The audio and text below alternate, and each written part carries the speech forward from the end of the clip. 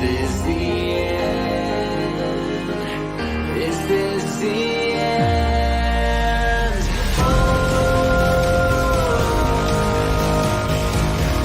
I'm burning in the stone,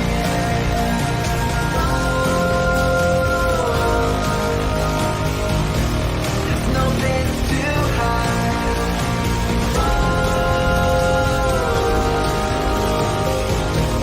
I'm burning in the stone,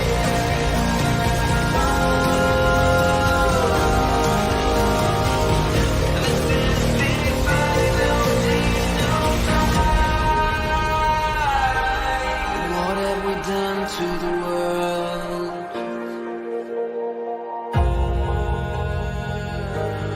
What have we done to the world?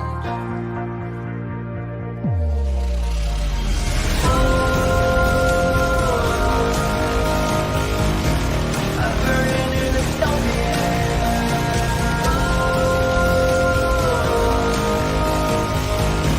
there's no place to hide.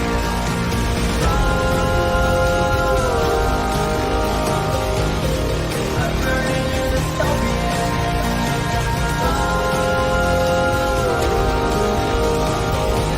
this is the final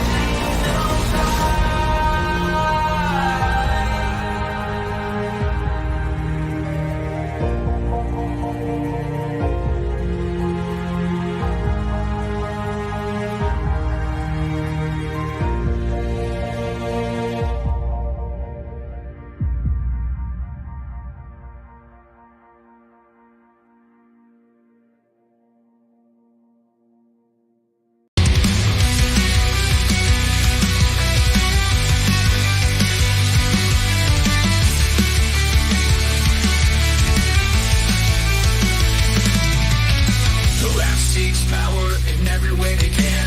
Elected seats, influence, and calculated plan. From school books to CEOs, they expand their cultural control. Soft power whispers shaping their utopian goals. Once in power, they destabilize the norm, creating chaos, making society squirm. Problems they orchestrate by design, blaming capitalism for the pain of clever lies. These are the formals of the woke, embedded in actions, words they invoke, from pushing equity to Marxist dreams, in the dance of power, scheme and scheme. In every move, their agenda please.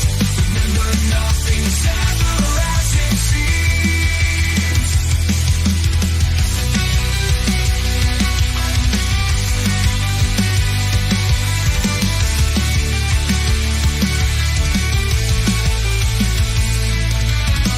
Next capitalism, they fiercely assail. In every speech, it's the villain they unveil. From racism, patriarchy, they rail. Ain't known, ain't nothing, equity, they prevail. Ushering in their Marxist utopias, the end game. The turmoil and strife they aim to overthrow the old, establish their claim. In the vision, they abolish everything. Blaming capitalism for the pain of clever lies. These are the formals of the woke, embedded in actions, words they invoke, from pushing equity to Marxist dreams, in the dance of power, scheme and scheme. In every move, their agenda please. Remember, nothing's ever as it seems. So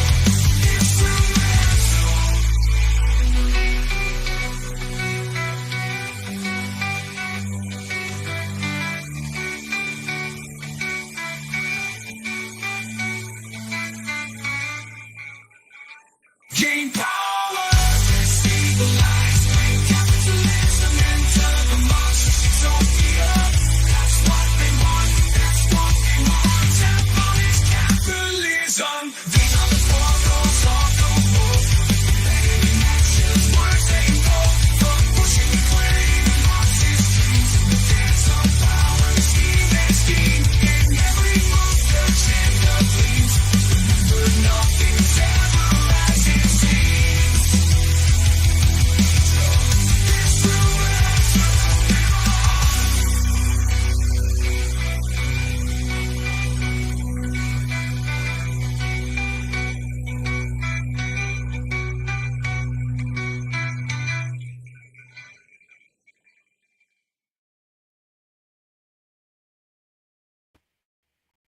Hello, cultists. Happy Wednesday. I see you're all here early. Thank you for arriving early. I, of course, have arrived right on time, per usual. Welcome to the cult, guys. The cult is a show that I stream Monday through Friday around about 5 p.m. Eastern Time, where we talk about really whatever I feel like talking about on any given day. And what we're going to be doing here today, because it is the anniversary, I believe. What did someone say? The 57th anniversary of Che Guevara's execution at the hands of the CIA. I thought we would watch some documentaries about Che Guevara because I'm going to be honest, I don't really know that much about Che Guevara. I don't know that much about him at all. Who here, does anyone know much about him other than he's on the t-shirt? And you know, this is why the left is constantly ahead of the right, because the left knows how to create iconography. The left put this guy's face on a t-shirt that is still 57 years after he was executed by the CIA in Bolivia, sold all over the country at like Newberry Comics and like these mass market, stores and stuff like that. And so, you have to give them credit for that. Like, they take these figures and they make icons out of these figures, and they know how to do that. Like when the Columbia University students took over that building at Columbia University and they renamed it Heinz Hall or something like that. That wasn't about whether or not they were going to continue to occupy that building. They knew exactly what was going to happen. They knew they were all going to get arrested. It was going to be this big thing. But that building became an icon to the point where, what was his name? Wasn't there like a famous hip hop artist or something that did a whole song and video about that building? Because the left knows how to do these things. They know how to take something and blow it up so that it becomes mythical. Macklemore, thank you. Thank you. I don't know. I don't listen to hip hop. I'm white. Like, come on. I'm a white girl. I don't listen to hip hop. But I did listen to that song because it was all about supporting the radical revolutionary socialist left, right? And so this is why the left wins, because they take these figures and they make them mythical. And you know who... It doesn't matter if Macklemore is white, Renan. It doesn't matter, okay? I am a white woman.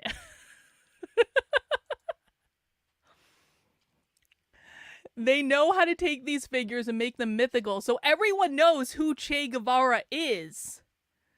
But I mean, do we really know what happened? Do we really know anything about it? So I thought we would watch some documentaries today and get some information. Researchers have documented over 200 people that Che killed himself. He ran a Cuban gulag. Well, yeah. So my understanding of Che Guevara is that he was like an Argentinian communist who at some point went to Cuba, who was doing stuff with Fidel Castro in Cuba, and then got executed in Bolivia on the orders of the Bolivian president and the CIA. And that's like literally all I know. And so this is going to be just a little educational stream for me and for you to learn more about one of the revolutionary icons that exists in the world today. And that's what we're going to do. And I got a couple things pulled up. And there are a couple, like I kind of want to watch this one, Che Guevara, Beyond the Myth. They also have, there's actually a specific Marxist channel, Marxism Today, Che Guevara, Revolutionary Hero. I thought we could watch that. Check this out. This is like, I have to say though, like I was looking at this website, it's just cheguevara.org, and they have all these old videos of him. This asshole literally went on CBS News smoking a cigar. Can we just talk about that for a second? Can we just talk, like, communists don't give an F? I love this. I love this. If I ever go on Fox News again, which will probably never happen, but if I ever go on Fox News again, I want to do something like that. I want to be like smoking a cigar. Even though I don't smoke cigars, really, with any regularity. But like, it's just like, I mean, come on. They used to do this stuff on the news. Exactly. Like, you can't be mad at this. You just can't be mad at it. So what if he's a revolutionary communist that murdered hundreds of people, probably? Still, yeah, I should go on Fox News and smoke a joint. Yeah, that's exactly what should happen. Milo, Che was worse than Hitler. Literally worse than Hitler, okay? Literally worse than Hitler. Turd Ferguson, rabid, racist, and homophobe. Happy Che Rip Day. Yep. See, I don't know any of this stuff. Hopefully the documentaries will get into it. Before we get into that, I do have a couple orders of business. Now, first I want to say to Chris and to everyone in Florida, I mean, like, honestly, guys, and I say this unironically, I know I sound like sometimes my sense of humor sounds like I'm joking when I'm not. Like, seriously, please take care of yourselves. We're gonna send prayers for you guys. I am so sorry for the bullshit that you guys have to endure in Florida. That really sucks. So please take care of yourself. Please be smart. Everyone send prayers and thoughts and like whatever good vibes you have to everyone that is in Florida, because they're about to be in the thick of it and it's really gonna suck for them. And I'm really sorry, but you guys are built for this, and I know you're gonna be able to get through it. Prayers up for Florida. Even though it's Ron DeSantis country, I'm not the biggest Ron DeSantis fan, but you know what? He doesn't deserve to die in a hurricane. This hurricane, did you guys see the tornadoes earlier? There were like tornadoes in Miami, like all over the place. It's like, I'm just going to stay up in New Hampshire.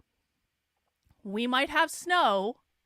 Like, it's so funny. Like, all the Florida libertarians look down on the New Hampshire libertarians. They're like, yeah, you might technically be more free than Florida, but, like, we don't have snow. Well, guess what, Florida libertarians? We don't have hurricanes in New Hampshire. We might have snow, but do you know what happens when we have snow?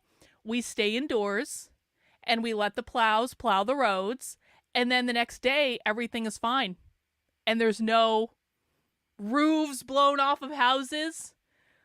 Sometimes there's a downed tree here and there every once in a while, but we don't have hurricanes, man. We might have snow. We don't have hurricanes. I will take the snow. So prayers out to Florida.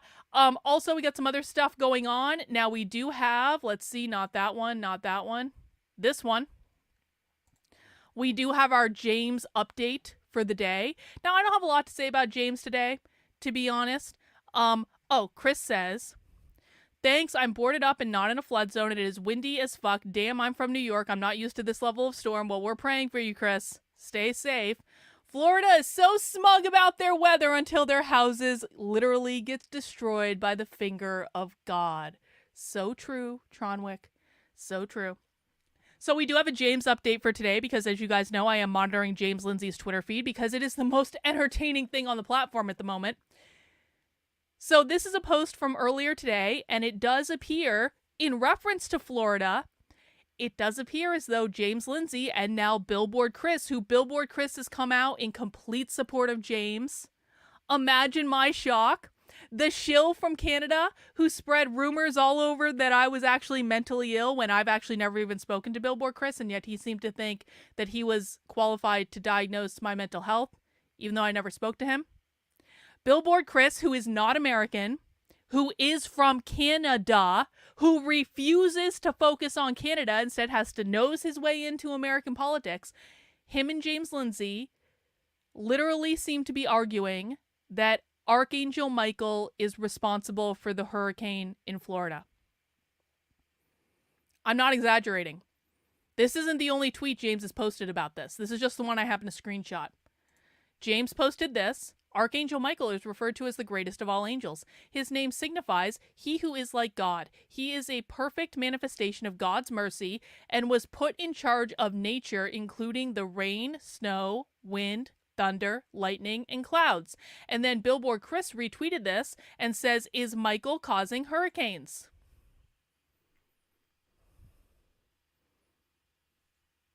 Hurricanes, apparently, are Gnostic in the land of James Lindsay and Billboard Chris.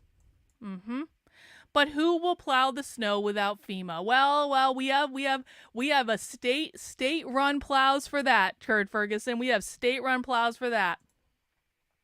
The other James update I have, and I mean, I really just think that this is really all that I need to say, because we have now reached the peak. We have now reached the pinnacle. James has finally admitted that he is full of shit, and he knows it.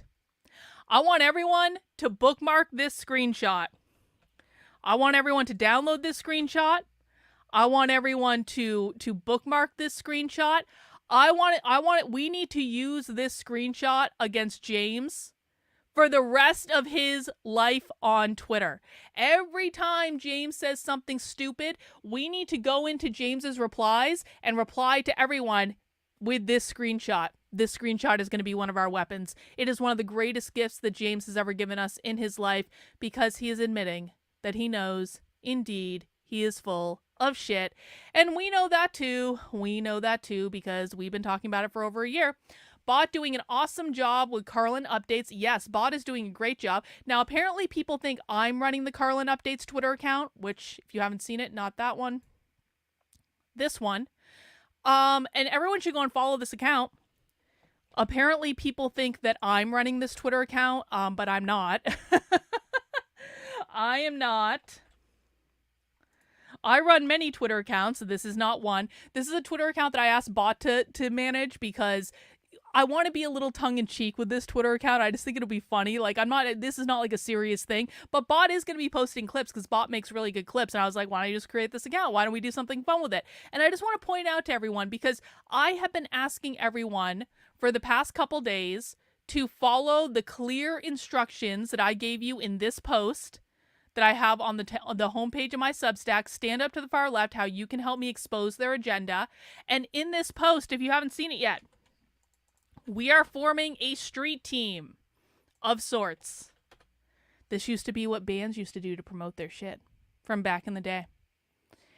And what we're doing is we are doing a really focused effort to elevate the clips that I have on Twitter, to get them in front of as many people as possible, because now that James has correctly admitted that he is full of shit, we need to gently and lovingly reach out to all the people following James who really just want to learn about the left and just want to be told what's going on.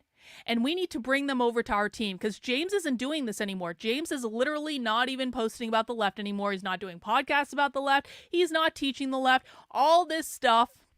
So we'll do it. And one of the ways we're going to do it is we're going to make sure as many people as possible see the clips that I've been posting on Twitter.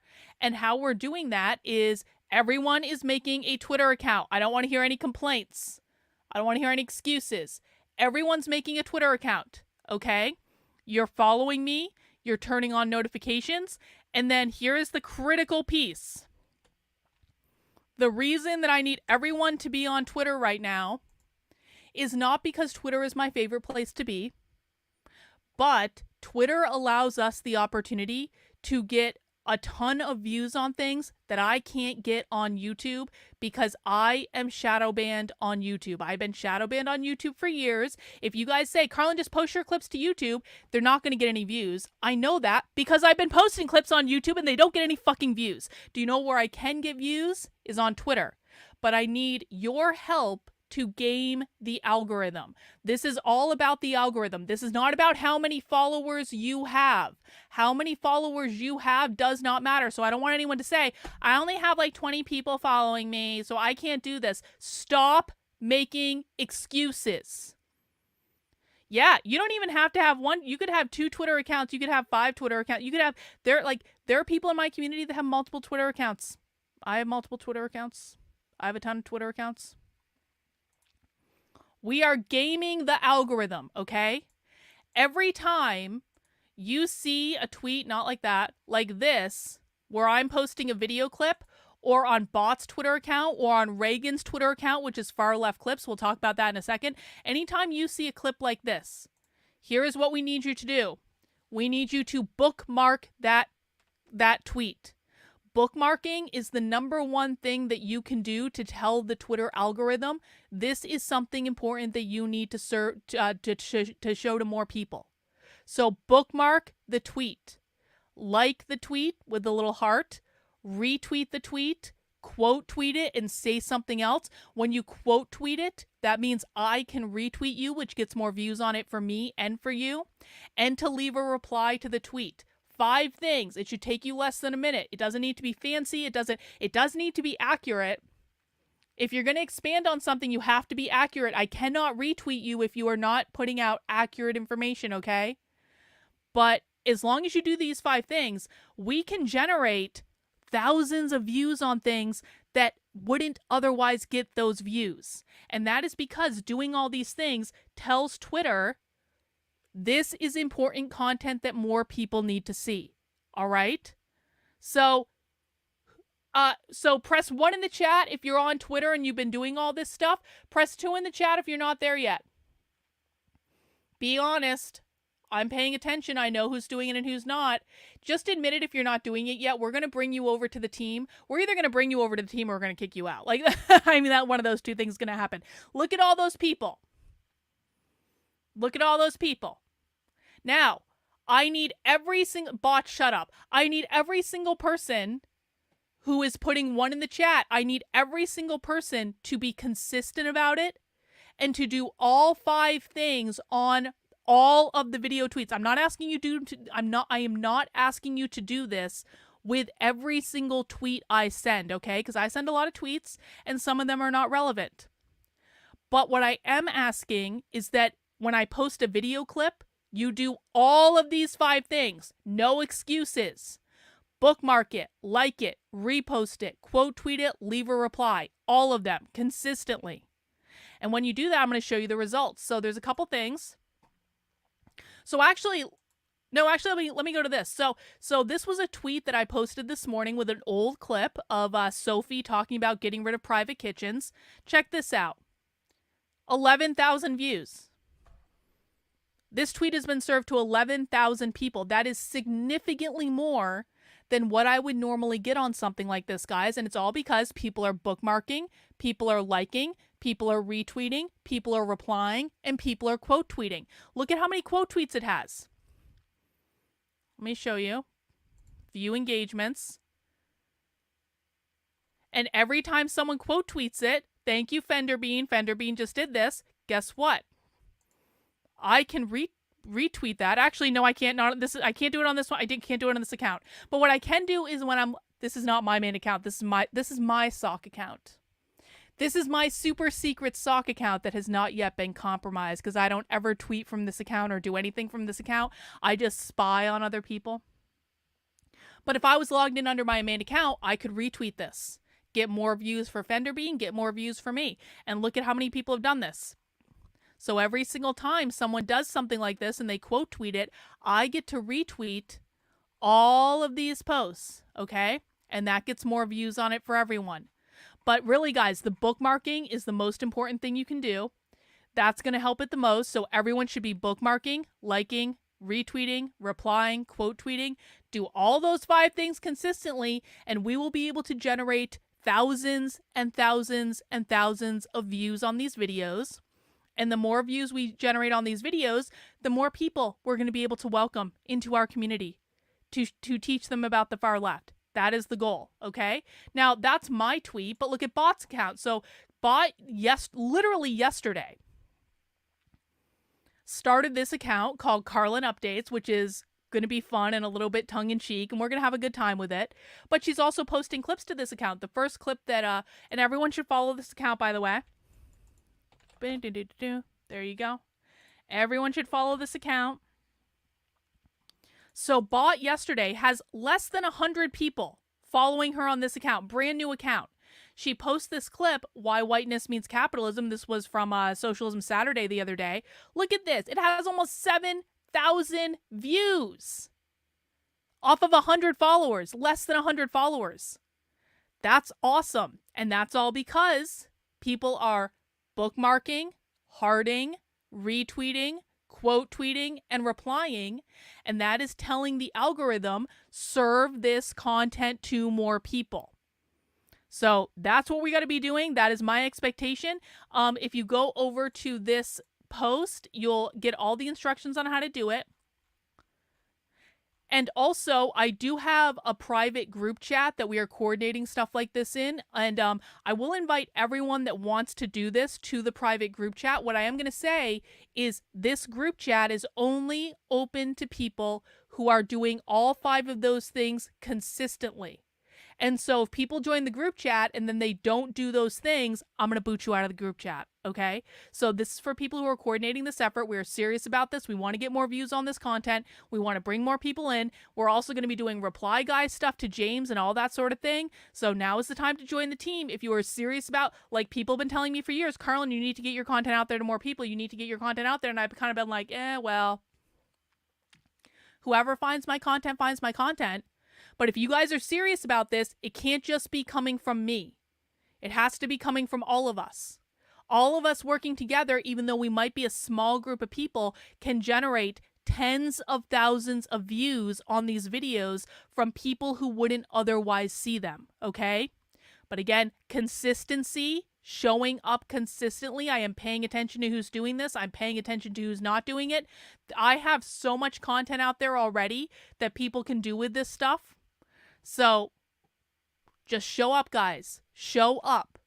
I've shown up for you. I need you to show up for me. All right? That's just the way it's got to go. Other things you can do, you can also follow this account. This is an account that Reagan is running. We're doing the same thing with this account. This is called Far Left Clips. Reagan's doing an awesome job on this account, by the way. Reagan does these like beautiful summaries of things that I'm sending out. She puts so much information in these things. It's actually just a really great resource. She's got details. She's got the original streams. It's like she's doing a great job. We also have the Telegram channel. So if you're not yet in the following my work on the Telegram channel, you need to do that. Here you go. Excuse me. There you go. Follow the Telegram channel for notifications when I go live, when I post new articles, stuff like that. And that's pretty much it. And that's all I'm asking people to do right now, guys. So you can find out this information over on my main Substack, which is Carlin, KARLYN.substack.com. And if you would like to support the work I'm doing financially while you're there, because I am 100% funded by you. I am grassroots funded. I'm not funded by any big political organization that's going to tell me what to say or do. That is entirely intentional. Please sign up for a membership of $8 a month, $80 a year over there, and you'll be able to fund the work I'm doing and keep me in business, and I do really appreciate it. Another thing you can do, if you want extra credit, is to head over to speaksocialist.substack.com, where I'm currently working on my next book. I am writing fast and furiously so that I can have this book, Re-Education, the Definitive Anti-Communist Guide to Decoding the Left, out to you guys, to consumers, as a book before the end of the year, okay? Now, if you want to see chapters as they're being written and be the first to get access to this content, head over to speaksocialist.substack.com. This is a separate membership from my main site because it's like a premium thing. You're getting access to my book literally as I'm writing it before anyone else. And so it's $10 a month, $100 a year, and you guys are literally funding the creation of this book. I cannot spend as much time as I'm spending writing this book without your help. So please head over there, sign up for a membership. You're going to get chapters literally as I'm writing them. And these chapters that you're getting are going to be put into a book that's hopefully going to be released to the public before the end of the year. Fingers crossed. So that's what I'm working on over there. Question: when we quote tweet or repost the tweet, do we always need to put the @ to add Carlin's accounts? Well, no, so, I mean, it doesn't automatically notify me, but you don't need to put the @ if you don't want to. And you should not ever @ Unwoke anything, because that's not even a Twitter account, Janet. So I don't really care what you guys put in the quote tweet, to be honest about that. As long as it is accurate information and it's not screwing around, I don't really care. Yeah, do not put accounts as the first word. So some of you have been quote tweeting stuff and you've been tagging like Tucker Carlson and Joe Rogan and all that. If you put a Twitter account as the first word, like you start the tweet out with @ it's actually not even going to get served to your main audience. It's only going to get served to people who are following that person. So don't ever do that. Do not ever start a tweet with an @ symbol in an account, but that's really the only piece of advice that I would have. Let's see. That's pretty much it. You guys want to watch some documentaries? Let's watch some stuff about Che Guevara. Please mount the like button, guys, if you would be so kind. Mounting the like button lets YouTube know to recommend the content to more people. I want to start off with this one. Che Guevara, Beyond the Myth. It's about an hour long, and we'll just see how it goes.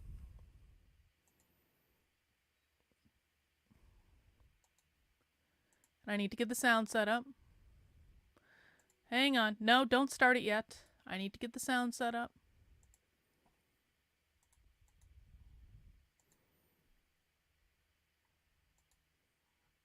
All right, let's get this party started. October 9th, 1967.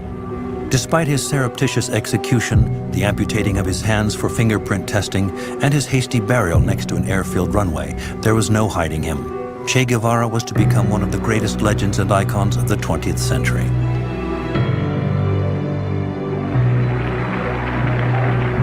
The moment news of his death broke, the youth took to the streets everywhere, brandishing his portrait, thus setting it on its way to becoming one of the best-known and most reproduced images in the world. Look, there was Trotsky.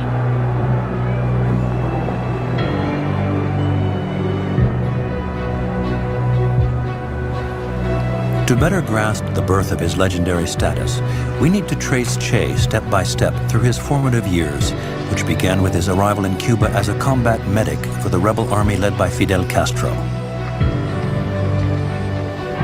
We need to follow him through the corridors of power, in the aftermath of a revolution which was the first to be caught entirely on film.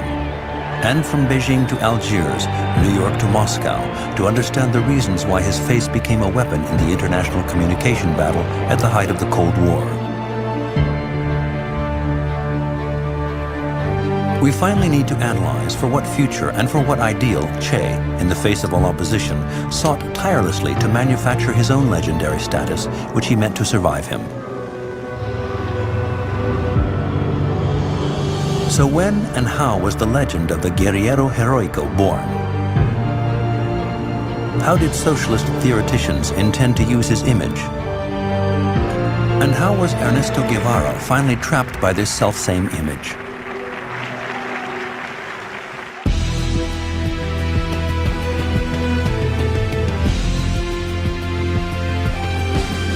Guys, as we're watching this, I want to encourage everyone to kind of like put your thoughts in the chat. Let's see how much relevant stuff we can find, but definitely just want to highlight people's thoughts as well, and I will obviously be offering my own thoughts.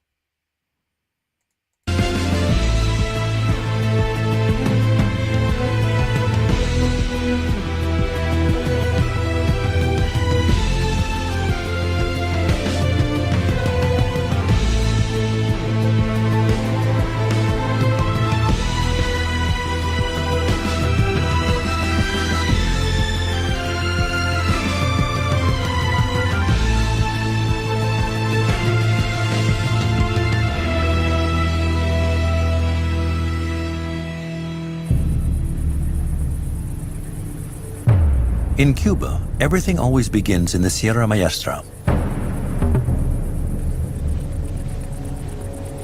Almost 10 years to the day before Che's death, a reporter covered the guerrilla warfare waged by Fidel Castro and a handful of revolutionaries against the dictatorial regime of Fulgencio Batista. The reporter wanted to hear the combatants' point of view. One of them caught his attention. Short-haired, an olive green cap, youthful looks, and a camera dangling from a strap. He didn't yet have the looks that would one day make him famous, but he was 29, a trainee doctor, and his brothers in arms were already calling him Che, due to his frequent use of the filler sound che, in common use among Spanish speakers in Argentina. The report was Che Guevara's media baptism. This archive footage is well known, but people often forget to mention that in this, his first appearance on film, Che decided to introduce himself to the people of Cuba and the world, firstly by condemning the media. Seriously. Durante todos los meses, ya son 16 los meses que hemos estado en la Sierra Maestra, han venido periodistas de muchas partes del mundo y se han preocupado de la parte, digamos, anecdótica de esta guerra de guerrilla. Hoy aprovecho la oportunidad de la visita de un periodista cubano para dar al pueblo de Cuba el primer saludo que tengo oportunidad de dar. The shot is cut here, so we don't have a chance to hear the deep reasoning behind his engagement, nor the guerrilleros' overall revolutionary plan. Because the reason Che had chosen to join in this crazy venture was that he knew the dictator, Fulgencio Batista, was head of a puppet government backed by the United States, and that Cuba was only 90 miles away from the coast of Florida and living under America's control.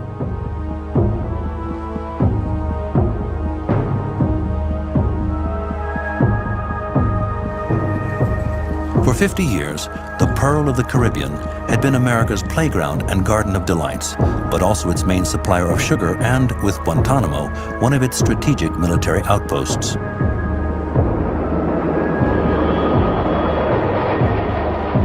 By fighting guerrilla warfare here, Che Guevara and his Cuban comrades believed not only could they orchestrate the triumph of social revolution on the island, but also by inflicting a first defeat on the imperial power of the United States, paved the way to freedom for all other Latin American countries. In the meantime, Fidel Castro, who had promoted Che Guevara to commander, gave him the task of developing infrastructures which were for guerrilla warfare.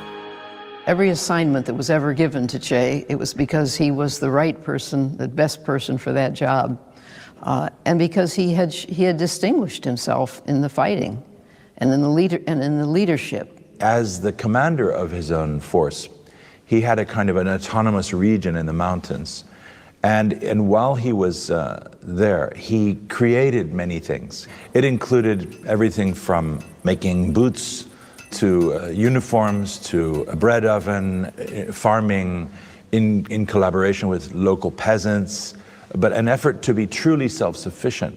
And also he created his own media outlets. In 1958, Che founded Radio Rebelde, breaking Fulgencio Batista's media monopoly with extremely makeshift means. It would become the world's first ever social network. Wow. de l'histoire. Aquí Radio Rebelde transmitiendo desde un punto de la Sierra Maestra. Listen. People might think that I'm being like nitpicky with this Twitter thing that we're doing, but like, imagine how much harder it was for them to create their own media and to actually reach people that they were trying to reach, and they still did it. And it's like, we're so blessed in many respects. Like things kind of suck, and it doesn't really matter who's going to win the election because they both suck and all this stuff. But guess what? If we just work together, we can reach thousands and thousands and thousands of people without actually putting in that much effort. Imagine, like, we have it so much better than they did. We need to be grateful for that. We need to take advantage of it. En el territorio libre de Cuba. Aquí Radio Rebelde desde la Sierra Maestra, territorio libre de Cuba. Aquí Radio. He seemed to be aware that at the very beginning, the medium was the message and you needed to own it if you could. Call it a propaganda arm, call it a media arm. You needed to inform and involve people. You couldn't just remain hermetic. This was always important from the very beginning. The role of Radio Rebelde would prove vital in the final stages of the struggle.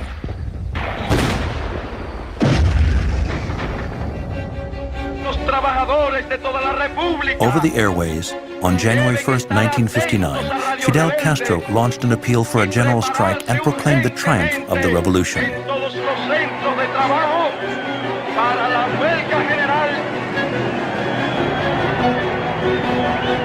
In the eyes of the Cuban people, Fidel was the figurehead of the insurgency.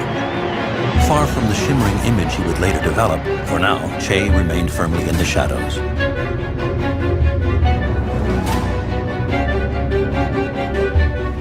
And even though he appeared before the flashbulbs and cameras of reporters now flocking around the rebel army, with all the distinctive symbols of the guerrillero in popular myth, the combat fatigues, cigar, black beret, sparse beard, and hair, his face was practically unknown.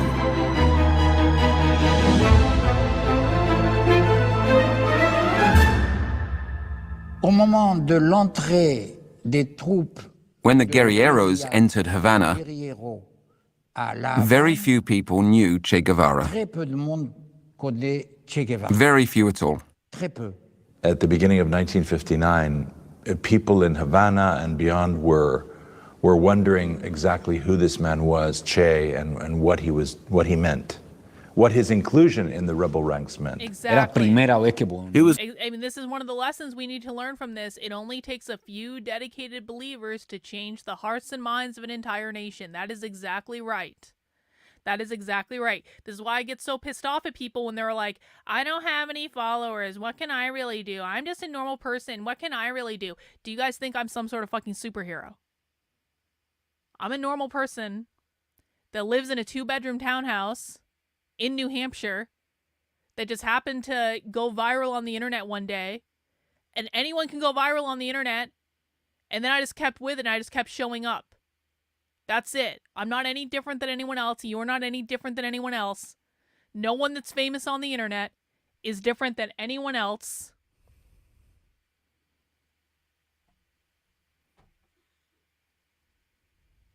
Does everyone understand?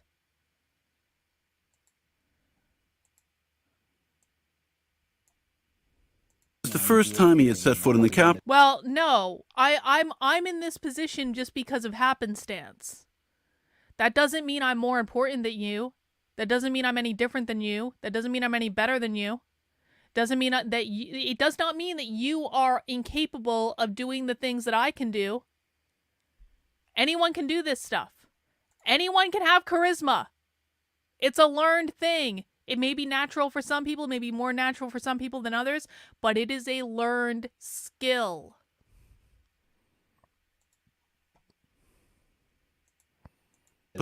That doesn't sound like a big deal, but it was, because he was in the front line of the revolution, and he had absolutely no idea of the situation he was about to be confronted with. Indeed, the situation in Havana was far removed from the Cuba he had been introduced to up in the hills. Havana was a match for the capital city of any developed country. Yes, racial segregation was still rife and prostitution was a mass industry. The most disadvantaged were living in extreme poverty, and thousands of children lived on the streets. But while electricity was absent over the best part of the island, the capital's infrastructures were among the most modern in the New World. The middle class enjoyed an entire telephone network. There was an opera house, a number of theaters, and dozens of movie theaters. And moreover, there was one of the most highly developed audiovisual setups in Latin America. In this megalopolis of over 1 million inhabitants, almost every home had a TV set. It was in this city, which Che entered in the revolutionary front line, that change would have to begin. There was this idea of revolutionary everything, you know, in which also the media had an important part. He was of the opinion that the revolution needed its own media, unmitigated by corporate or Western or bourgeois interests. Bourgeois! It wasn't down to chance that the first measure taken by the fledgling revolution was the founding of ICAIC, the Cuban Institute of Cinematographic Art and Industry, which produced its famous noticieros, which were shown before movies in the island nation's movie theaters.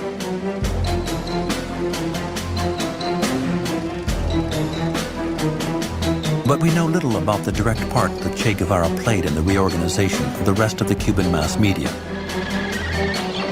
A mere 2 weeks after revolution was proclaimed, he founded Prensa Latina, the new Cuban press agency, which was meant to rival the major U.S. news networks and spread the revolutionary message throughout the world.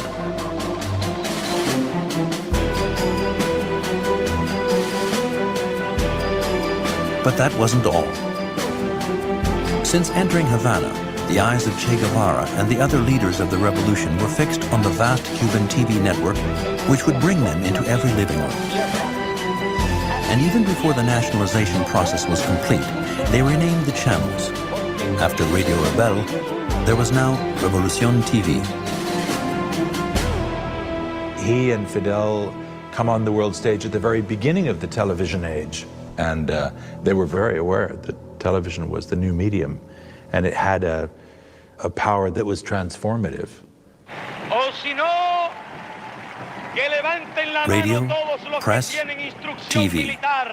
Equipped with this firepower, the Cuban Revolution could now engage the American enemy in its first battle, a battle of communication. Look at that.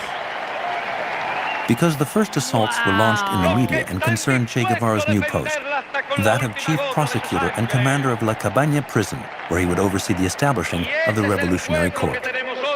The Revolutionary Che's job Court. was arguably the more important one. Oh, shit. It was to secure The Revolutionary Court.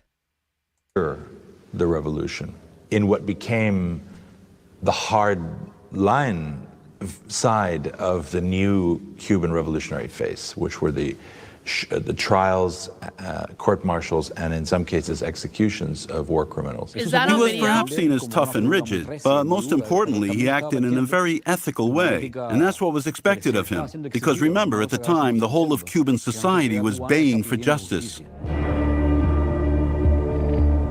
We must also remember that the brutality and corruption within the US-backed Batista regime, imposed on the Cuban population for years, had left very deep scars. Wow. Accompanied by cameramen, investigators discovered the instruments of torture used in the jails of the old regime and revealed the terrible crimes committed by the dictatorship. Implements of torture are put into evidence.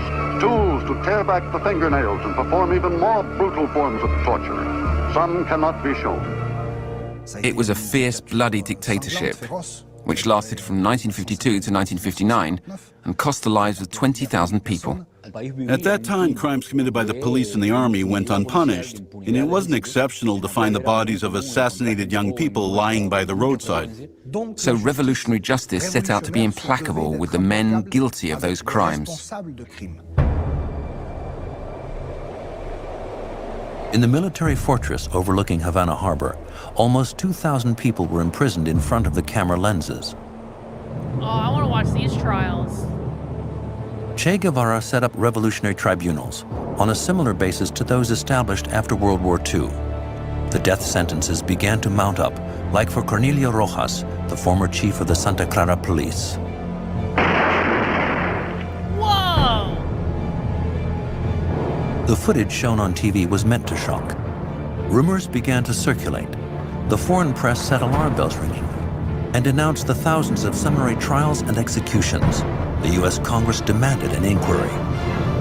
Before the media, Che Guevara suddenly changed from being the prosecutor to the accused. People talked about Yes. thousands killed and Yes, they literally did. They executed a police officer. Yeah, they did. Yep. Yeah, I'm sure the trials were fair and impartial. Yeah, totes. innocence and that he was a sadist and a torturer. None of that's true. Contrary to what has been said, there was no bloodbath with hundreds of people executed every day. It's true that some trials were summary and drew people's attention because of that. But summary trials resulting in death sentences have always raised a lot of eyebrows. It was used by the imperialist powers to attack the revolution, of course, and to put it in the worst light, that these are just arbitrary executions, which it was the opposite. As a response to disinformation, the revolutionary press published photos of the victims of Batista's regime and a full list of the names of 200 people sentenced to death. But criticism still intensified. So Fidel Castro decided to call for a mass rally at which he could defy the U.S. media in front of the international press.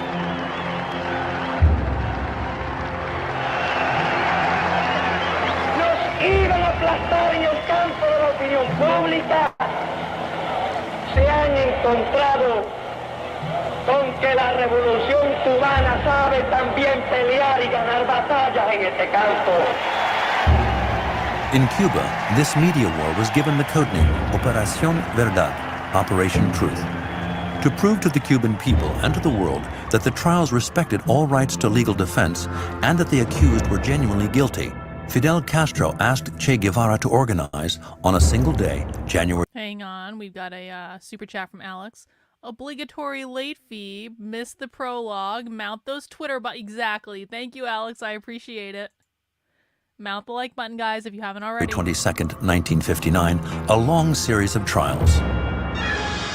C'est sur la piste du Palais des Sports devant 17 000 Cubains que se déroule au milieu d'une ambiance extraordinaire le premier de ces procès. Prensa Latina and Revolucion TV had their part to play as well by covering the event and broadcasting it to over 400 reporters from all over the world. Séance dramatique au cours de laquelle l'audition des témoins atteint parfois au tragique. Voici parmi eux un enfant de 12 ans. Il désigne l'accusé. Il a tué mon père. La foule hurle, tuez-le. Quelques heures plus tard, Blanco était exécuté. But there was further controversy when the Cuban revolutionaries were accused of holding showcase trials like those which had been staged in Moscow. For Westerners coming from the United States or perhaps Europe, this looked like famous show trials or kangaroo courts with a Roman circus, you know, with crowds yelling at the condemned and so on. The first battle in the media war was lost. The name of Che Guevara was more widely known, but he had been given a new nickname by counter-revolutionaries, the Butcher of La Cabaña. Fidel Castro suspended the trials. Che wanted to continue. Fidel felt that the political capital was too great in continuing, and he stopped it.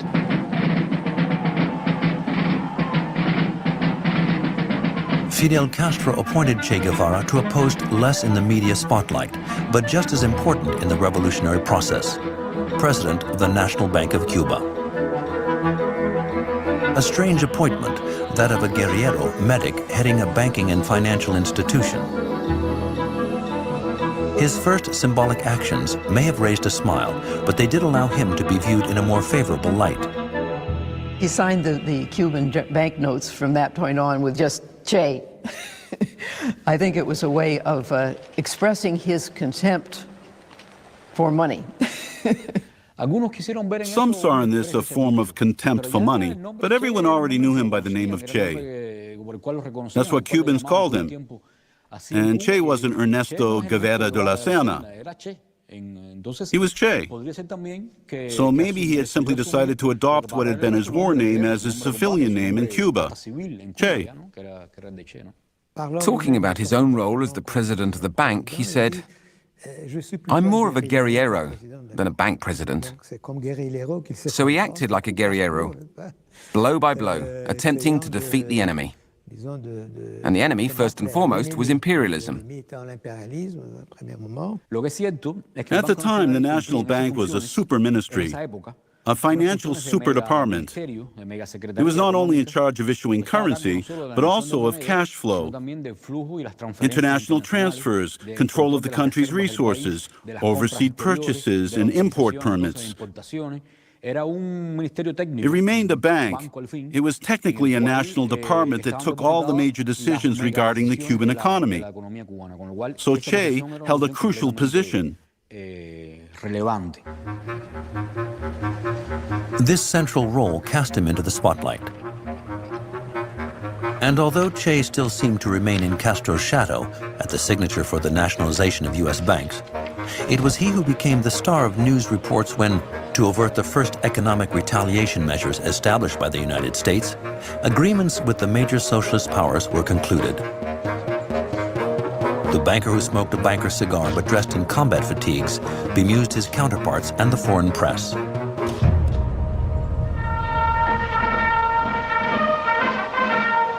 But Che Guevara was still not a national hero. Nobody brandished his picture on May 1st, 1960, out on Revolution Square. And although personality cults did not exist in Cuba, people preferred to sculpt homemade busts of José Martí, the so-called apostle of Cuban independence, and wear the portrait of Camilo Cienfuegos, he too a commander of the revolution, or more rarely, and not always over-flattering, that of Fidel Castro. No trace of the famous portrait of Che on this wall. And yet, on this Labor Day march, the photo which is so famous today had already been taken many months before.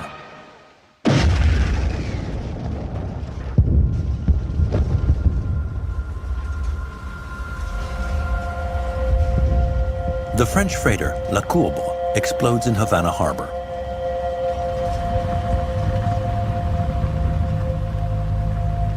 This ship had been towed in to one of the docks in Old Havana, just behind Old Havana in the bay, and it blew up. There was 2 explosions. Over 100 people were killed. Nobody really knows how many. They were vaporized. The Cuban authorities immediately suspected the CIA. Because since the beginning, the United States had been waging more than a mere media war on the revolution. Immediately in 1959, the US launched a clandestine war, a clandestine paramilitary war against Cuba. Not a day went by without some armed group organized and financed by the CIA setting off a bomb or derailing a train. The CIA station in Miami was the biggest in the world of all of its so-called stations, with hundreds of employees. And in the days when Cuba, it was still accessible, you could come and go, both from the United States and from the rest of the Americas, they infiltrated people. The Cuban TV headquarters and those of ICAIC, the Cuban Cinematographic Institute, were close by. Their cameramen were among the first to arrive on the scene, and their footage, in which we can see Che Guevara, also quickly present, were seen all over the world. This was a huge event. And the next day, Che, Fidel, Raúl, Sartre, and Simone de Beauvoir, who were in Havana, also joined this march, marched down the avenue near the dock, joining hands, and were photographed doing this. And then there was a moment when they stopped and on a stage spoke to the crowds that had gathered.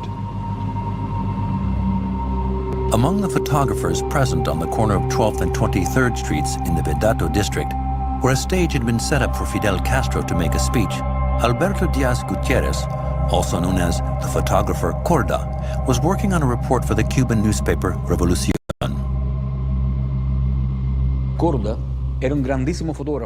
Corda was a fantastic photographer who had started out in advertising. He was taking some photos of the stage, and he said that all of a sudden, and these are his own words, he sensed the image of Che suddenly enter his lens. He had a reflex reaction and took the picture. He felt a kind of chill, and he froze.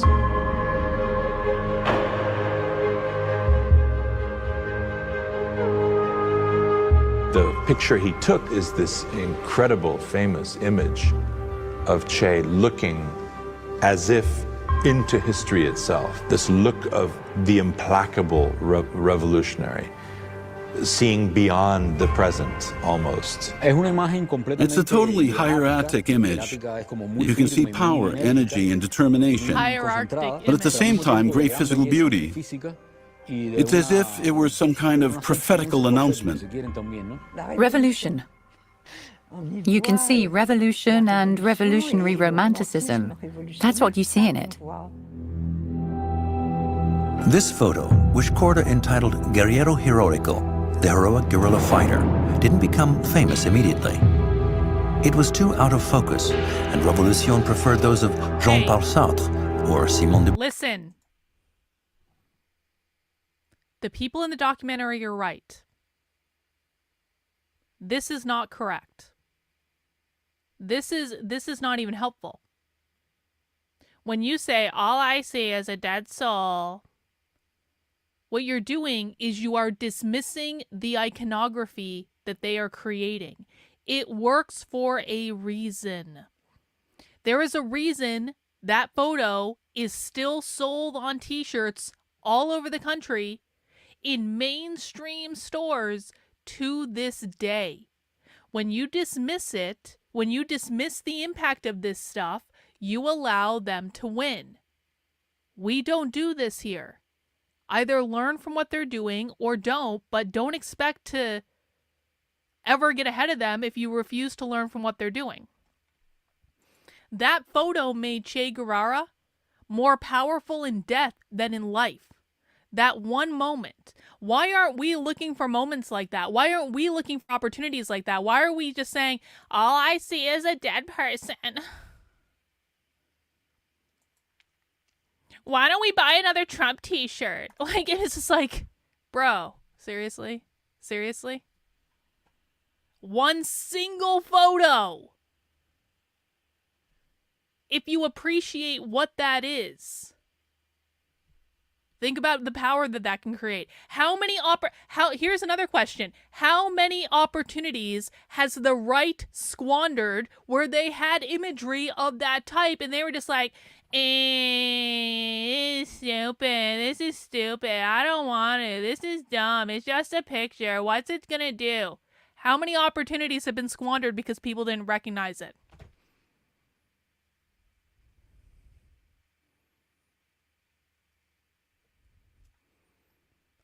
So now you're telling me that you've seen something 1,000 times and you still don't appreciate the power that it has.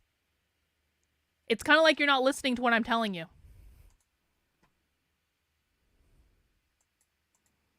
Beauvoir, who were much more famous than Che at the time. But contrary to the long-standing urban myth, the photo wasn't just gathering dust in a drawer for years. Without anyone really noticing, it appeared several times in its definitive format. Like here in the bottom corner of a page of Révolution to announce a public conference to be given by Che. And yet, it was a time when Che himself was emerging more and more. But that was less due to this photo than to the covers of Western magazines, which were the first to focus on him. French photographers like Henri Cartier-Bresson, but also visiting American reporters who were struck by his handsome good looks and charisma. He was dramatically handsome. You couldn't take your eyes off when he was in front of you. He had this kind of charisma and an intensity that went with his physical look that was very powerful to people. I'm going to ask ChatGPT. Between ads and fashion reports, portraits of Che began to adorn the inside pages of U.S. weeklies. But because Fidel Castro was still popular in much of the United States and seemed relatively moderate, since the Cuban Revolution was yet to be declared socialist, the conservative propaganda machine turned their attention to Che. Check this out. Check this out. I fucking love ChatGPT. ChatGPT is the best thing that's ever happened. Che Guevara was a Gemini sun with an Aries rising and a Leo moon. That's why he was charismatic. That's why he looked like that. Leo moon. Leo moon is charisma. 2 fire signs. 2 fire signs. Leo moon, Aries rising. And the Gemini is going to make him a great communicator too. To stir up fears of red peril during this period of Cold War. I knew it. I knew he had Leo. I knew it. He looks like a lion. The prestigious Time magazine, no less, gave him the front cover and called him the brain of... No. See, the thing is, you're on my channel right now. You're on my channel. This is my house. You're having my conversation right now. You can imagine that we're having a different conversation than you like, but that's just a fantasy that's playing out in your head. That is not reality. You are on my channel. You are in my chat. We are having the conversation that I say we're having. This is my fucking class. What is confusing about this? You don't walk into someone else's class and say, I'm teaching the class now. No, asshole. Get the fuck out. It's my class.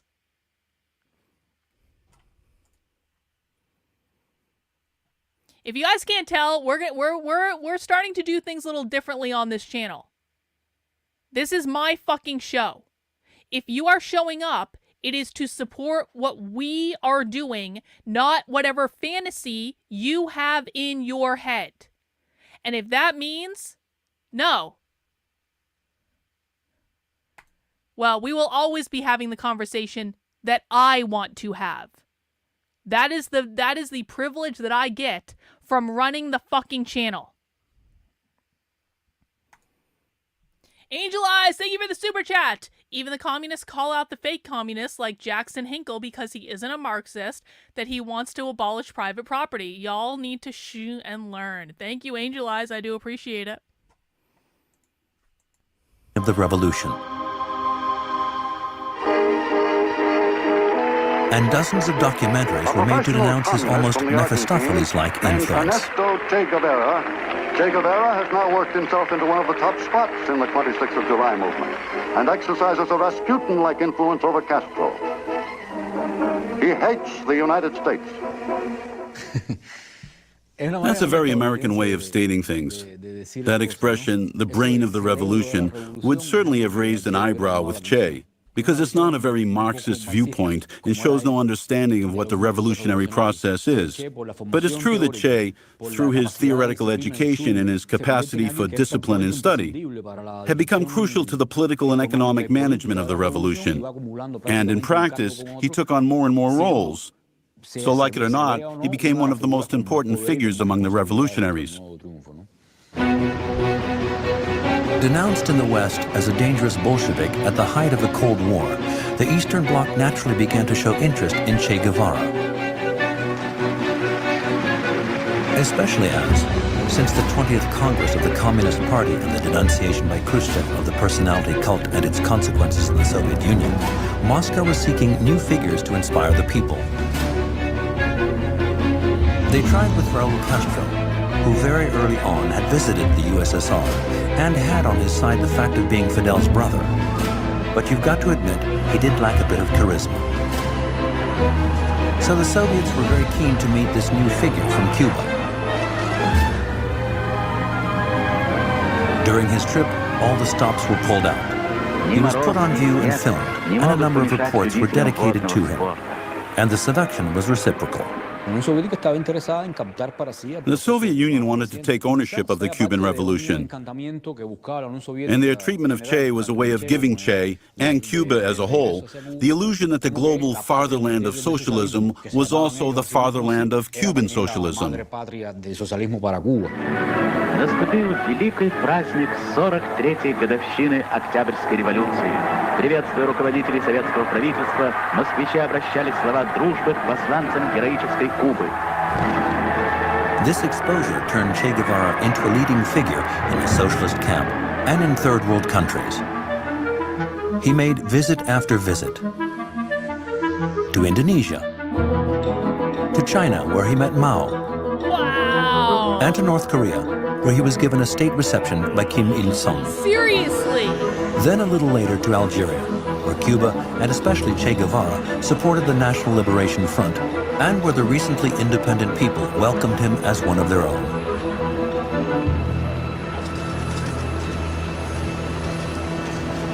Vive la République algérienne démocratique et populaire et son gouvernement.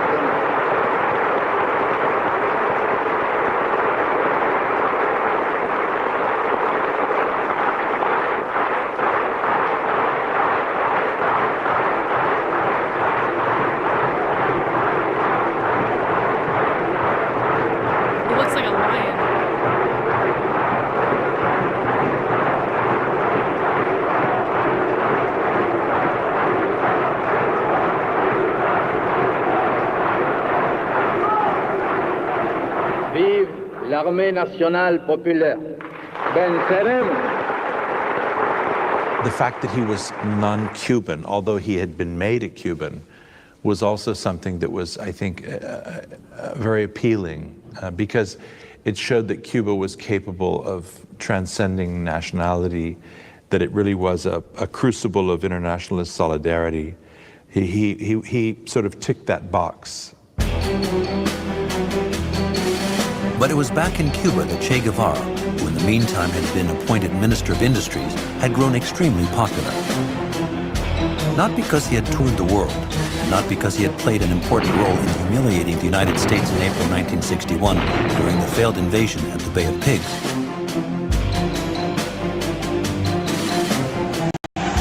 He didn't even stand out during the Cuban Missile Crisis of October 1962. In these last two events, it was always Fidel Castro who remained firmly in the spotlight. The reason he became a major figure is because on the island... He's not from Cuba, he's Argentinian. He was at the very center of an economic debate which filled all press and TV news space. and which had evolved into a battle between the upholders of hardline Stalinism, known more discreetly as Orthodox Communists, and the new Minister of Industry. There hadn't been a debate like that one in a revolutionary process for 20 years, when Lenin was still around. The debate went public. It was in magazines and so on. And everyone defended their stance, with mutual respect, of course, but it was all very controversial. Oh, hang on. We got a super chat from Rottweiler. Thank you, Rottweiler. Although he was a really unsavory character, racist, it's worth reading his motorcycle diaries. The man was extremely well-read, traveled, well-connected, even more than Fidel Castro ever was. I mean, that's really one of the common things that we see among, like, really hardcore revolutionaries, right? It's like, you know, as much as conservatives like to go around saying, they're stupid, they're mentally ill, they're stupid, they're mentally ill. The fact of the matter is we see this over and over and over and over and over and over and over and over and over and over and over again, that the most successful revolutionaries are highly educated. They are extremely well-read. They place a very, very high premium on education. This is why we have so many videos of so many socialist trainings, because they do trainings all the time. Education is a part of the revolution. Now compare this to conservatives. Compare this to the right. The right doesn't do any of that. I've been to the right's events. You know what they are? They're parties. They're parties where they sit around and drink and talk and gossip. They don't even go to the educational sessions at their own events. I've been to multiple conservative events. It's the same thing every time. Everyone's there for the party. Everyone's there for the networking. Everyone's there for the hookers and the blow that you're not supposed to know about at CPAC, but absolutely does happen at CPAC. No one even goes to the educational sessions. Even at CPAC. The main sessions at CPAC are a rally. They're like short 10-minute speeches about like, hey guys, Democrats suck. And the crowd goes, yay. Or the crowd goes, boo. Or like, you know, Democrats are awful. Democrats are ruining the country. Boo. Republicans are going to save everything. Yay. That's what CPAC is. For several days in a row. All day, every day. You go into the educational sessions, which aren't really educational. They're more just panels. No one even goes to them.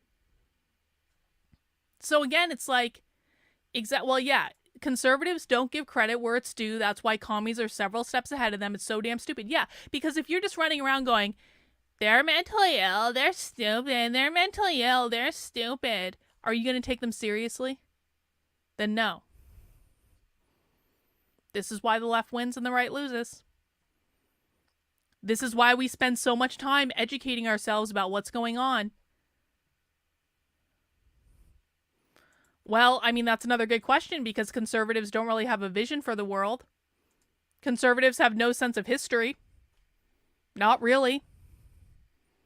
There's not any conservative movement that you can look back on and say, let's learn how that conservative movement was successful, because it doesn't exist. This is why they will always lose. It does not matter who wins the presidential election. It does not matter. They will always and inevitably lose. Because their priority is always owning the libs. That's it. To grasp the complexities of the debate and understand how it brought Che Guevara to the front of the stage, we must remember that it was a critical period. The United States backed up its military aggression against the island with tough Honestly, listen, I'm not discounting the plagiarism stuff, because I do think it's important, but they're putting, like, I keep seeing this, like, plagiarism stuff come up, and I'm like, are we still doing the plagiarism thing? Are we still doing it? Really? It doesn't even have an impact anymore? Why aren't we working to educate people about what's actually going on? Oh, because we have to own the libs with the plagiarism. Okay, bro. Okay.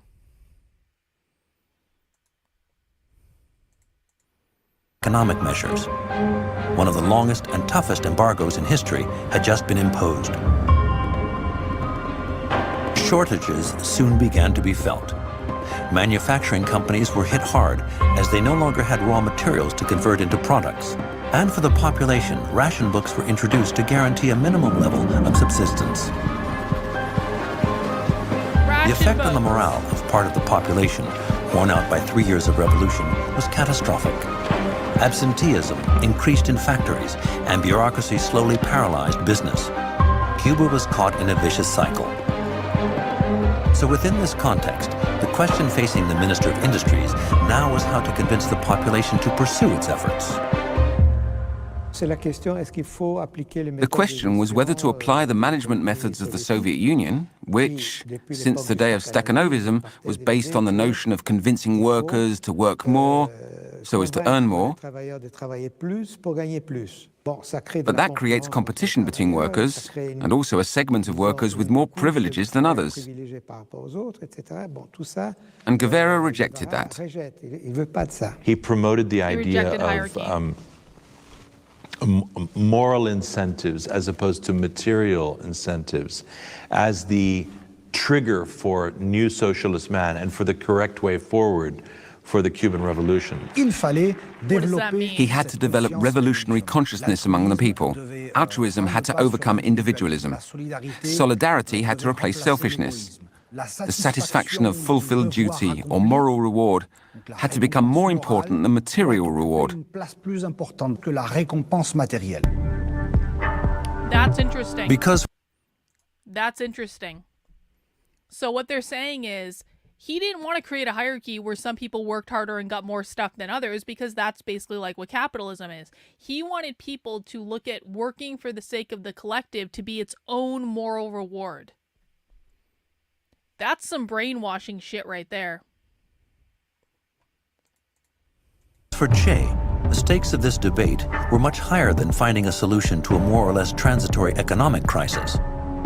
Cuba needed to give birth to the new man who alone, once rid of all individualism and capitalism, would be able to forge true communism. Wow! So he started making more speeches and stepped up his TV appearances. Para todos los que en el frente del trabajo han demostrado su espíritu de sacrificio, su espíritu comunista, su nueva actitud frente a la vida, debe valer siempre la frase de Fidel que ustedes insertaron en uno de los palcos de este recinto. Los que fuimos en las horas de mortal peligro, sepamos serlo también en la producción. Sepamos ser trabajadores de patria o muerte.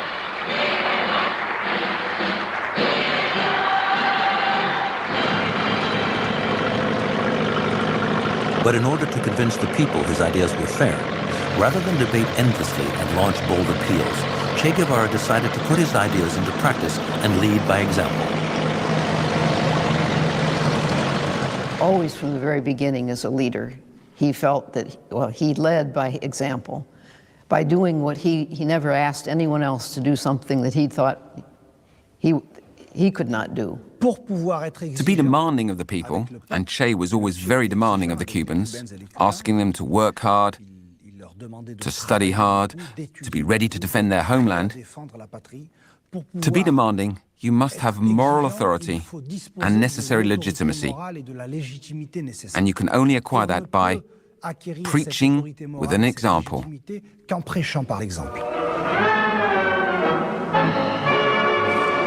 The true school for Che's new man was notably unpaid voluntary work, done in one's spare time, on top of one's daily quota of work and other tasks. And Che Guevara led the way. And as images are worth much more than long speeches, he let the cameras come to him.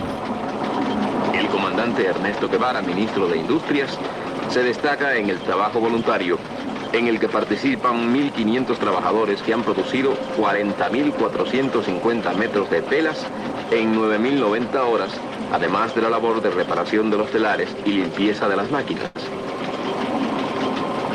And that's how, for 2 long years, screens were filled with footage of a minister who earned the salary of a secretary with no extra perks, and who, even on weekends, set the example by cutting sugarcane, building walls, or weaving fabrics, as he strove to embody his new man for real.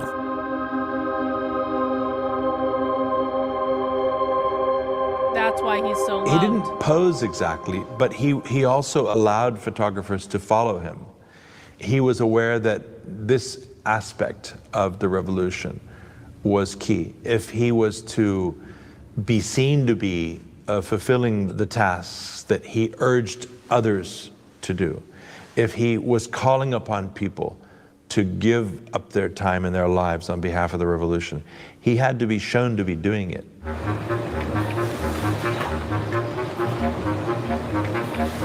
There was no vanity here, no posing. These images didn't set out to create a new idol, to build a personality cult, or to act as communication, as we now call low-intensity propaganda. The Minister of Industries participated in the efforts of the people, and it was no play act. Because when the camera stopped rolling, Che kept on working.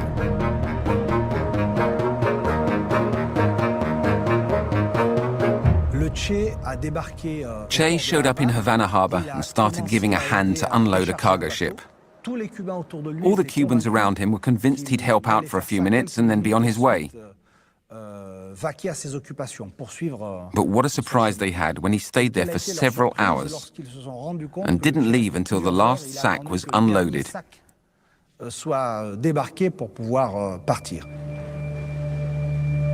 But in Cuba, some people's backs were starting to get up. This is just not a commitment that conservatives are willing to make. This is why he's iconic. This is why he is loved. This is why, to this day, people still lift him up. Everyone understands this, right? He wasn't just someone that was coming in for a photo op. He actually stayed and did stuff with the people. He was a man of the people. He walked the walk. He never asked anyone to do things that he was unwilling to do himself. He probably had to brainwash himself to do it. Like you said, like this is like the moral man. This is doing the work.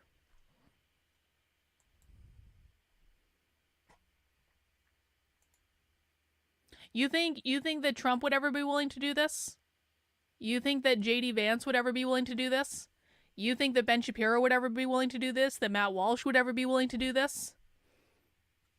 You think that any of the conservative influencers who claim to have the secrets to fixing all the problems would be willing to do this? No. What they're going to do is they're going to show up for the photo op. They're going to take a bunch of pictures. They're going to high-five themselves. And then they're going to go to the bar and smoke cigars and drink whiskey. That's what they're going to do.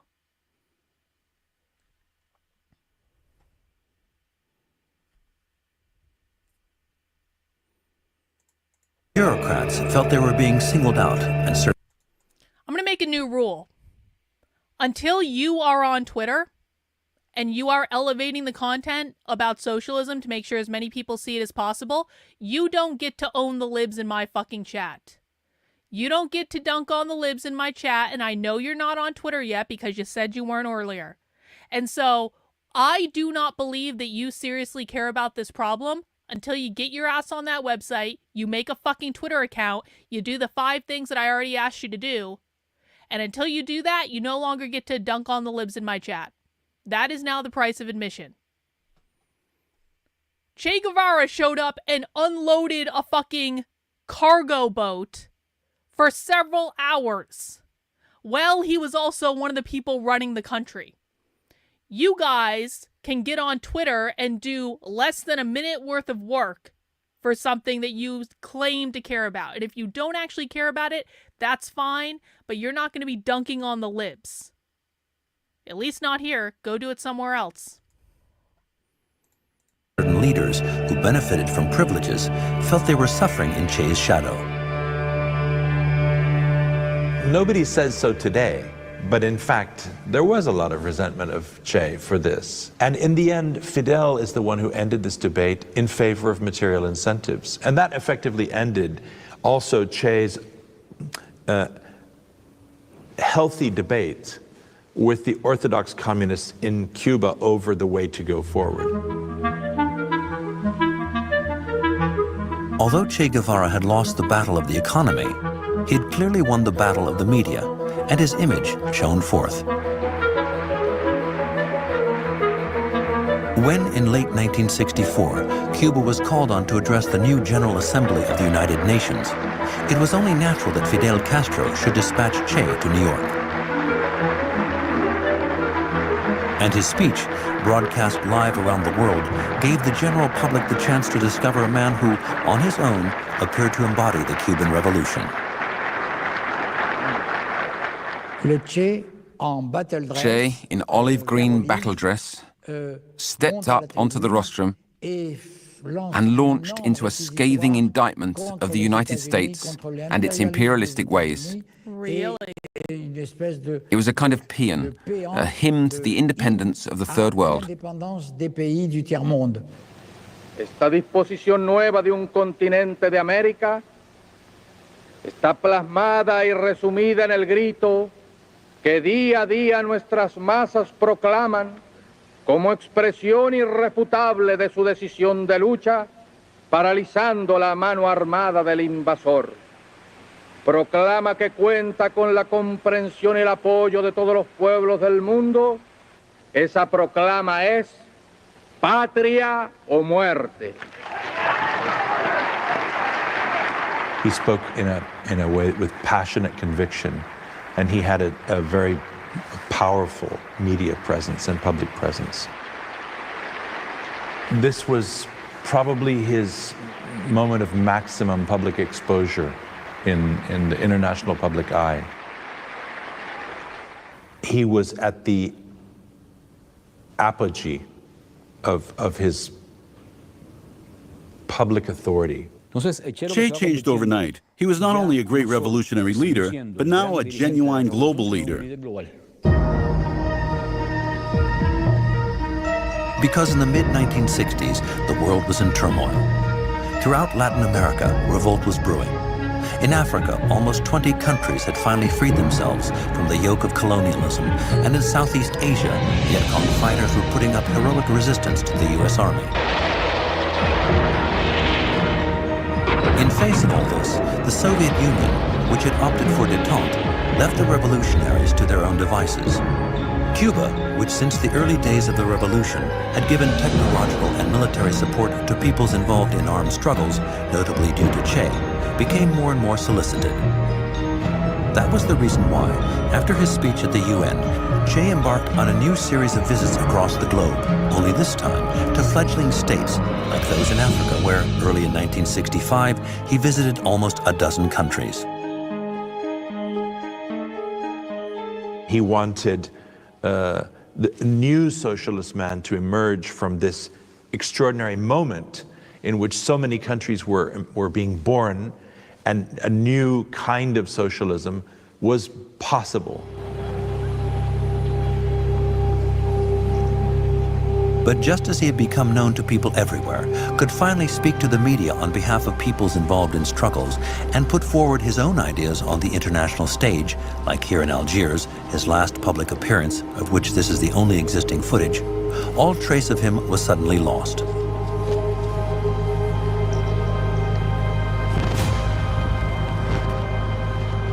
Che disappears from the world stage, suddenly. Here he is, a minister in this revolutionary government. He's been on the world stage. He's met with the world's leaders. He's called for action in Africa, Asia, Latin America. He's associated with guerrilla struggles around the world, and he suddenly disappears.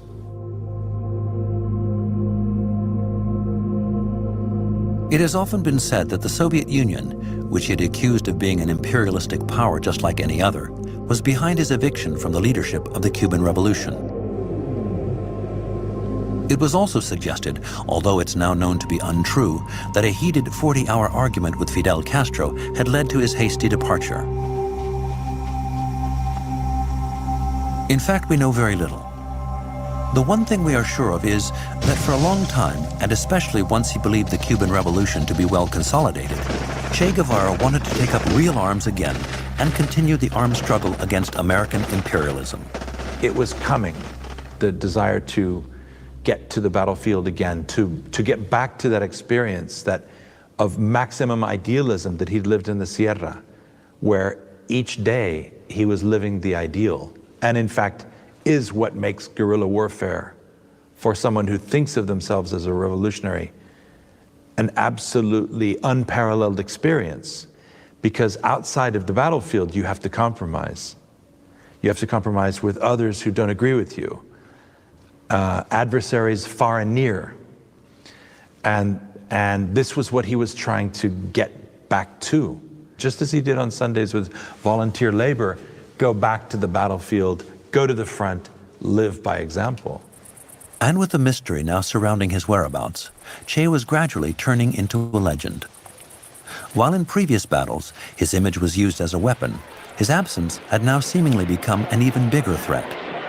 His portrait, snapped by Corda the day after the La Courbe explosion, was no longer representing a man, but a phantom, and Fidel Castro and the revolutionary leadership used it to his advantage. It was seen everywhere during the massive Tricontinental Conference in 1966, which drew together all the revolutionary movements of the Third World. His nickname was on everyone's lips. I just want to take a quick moment. So, like, people understand, right, that, like, when they say conference, when socialists say conference, these are basically events that they're having that are usually international in nature, where they're bringing everyone together to coordinate and to communicate with each other.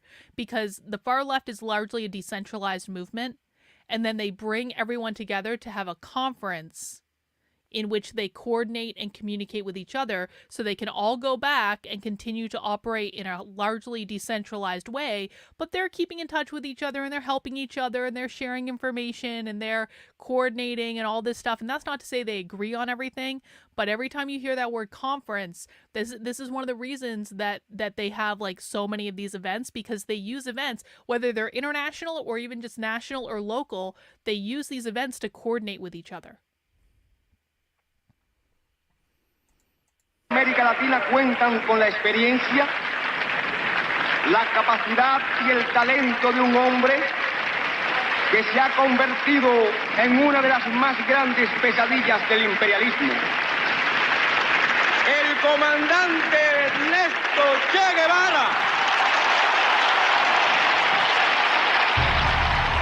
Everybody knew he was somewhere fighting. And of course, spy agencies are looking for him. Whenever he showed up, he set alarm bells ringing among the world's secret services. All of them wanted to know what he was up to. The reason he was so hard to track down was because his own image had become his main source of danger. So to avoid detection, Che needed to become anonymous again.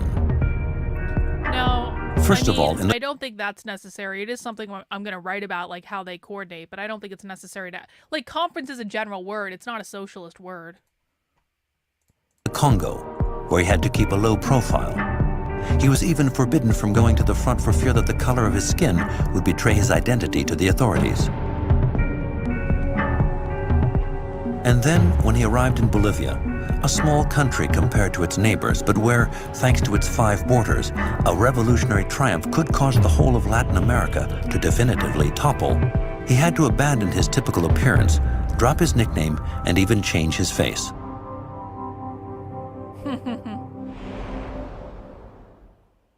Che's face was well known across the globe due to his media exposure. So for safety's sake, he had to disguise himself. And he came up with a new look so nobody would recognize him.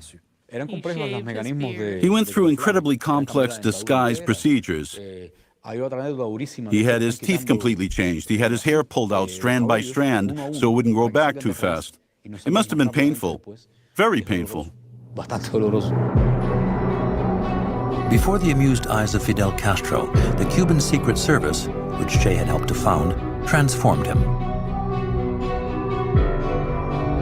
A suit and necktie, thick glasses, thinning white hair. Whoa! The familiar face of the Argentinian revolutionary was replaced by that of a mundane, down-to-earth Uruguayan businessman called Ramon Benitez. Wow, that is some commitment, man. But despite the talent of the Cuban makeup artists, his disguise finally wore thin. For after several months of guerrilla warfare up in the Bolivian mountains, Che Guevara had returned to normal and word began to spread about him. It was a newspaper which first hinted at his presence and drew the attention of the Bolivian authorities and the CIA. The U.S.-trained Bolivian Special Force was sent to track him down.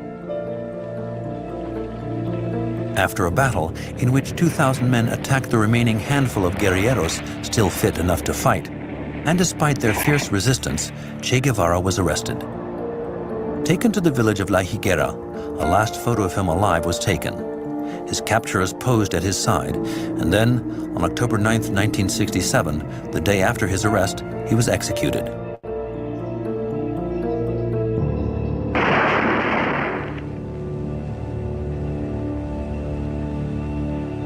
His belongings were shared out.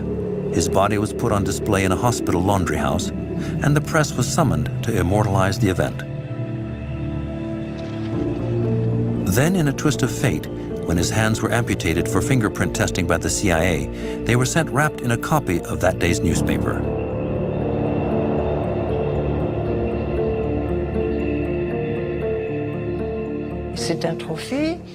He was a trophy, a formidable victory for the Bolivian army, a military victory, and a political victory for Washington. They needed proof of death to exhibit to the world, and thus they hoped to dampen the dream, to give proof of his failure and of this idea that he had represented.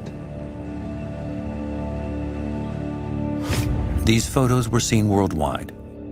They prompted Fidel Castro to officially announce Che's death and the defeat of the Guerrillero Heroico live on Cuban TV.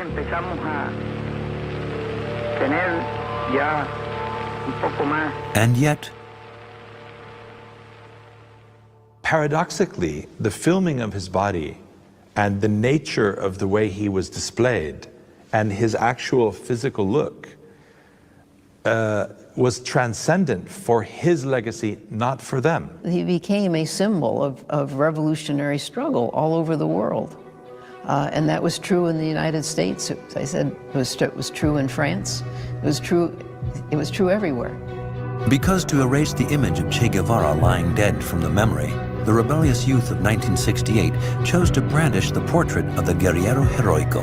Yeah, it made him a martyr. And so it is that despite his surreptitious execution, the amputating of his hands for fingerprint testing, and his hasty burial next to an airfield runway, Che Guevara has become one of the greatest legends and icons of the 20th century. Because he continues to represent the very example of the complete revolutionary, ready to make every sacrifice to build a world of fairness and solidarity.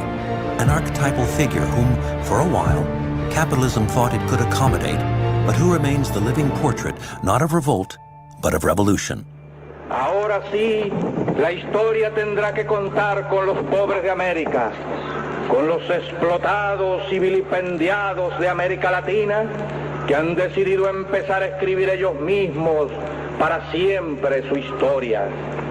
Ya se les ve por los caminos un día y otro, a pie en marcha sin término de cientos de kilómetros para llegar hasta los Olimpos gobernantes a recabar sus derechos. Porque esta gran humanidad ha dicho basta y ha echado a andar.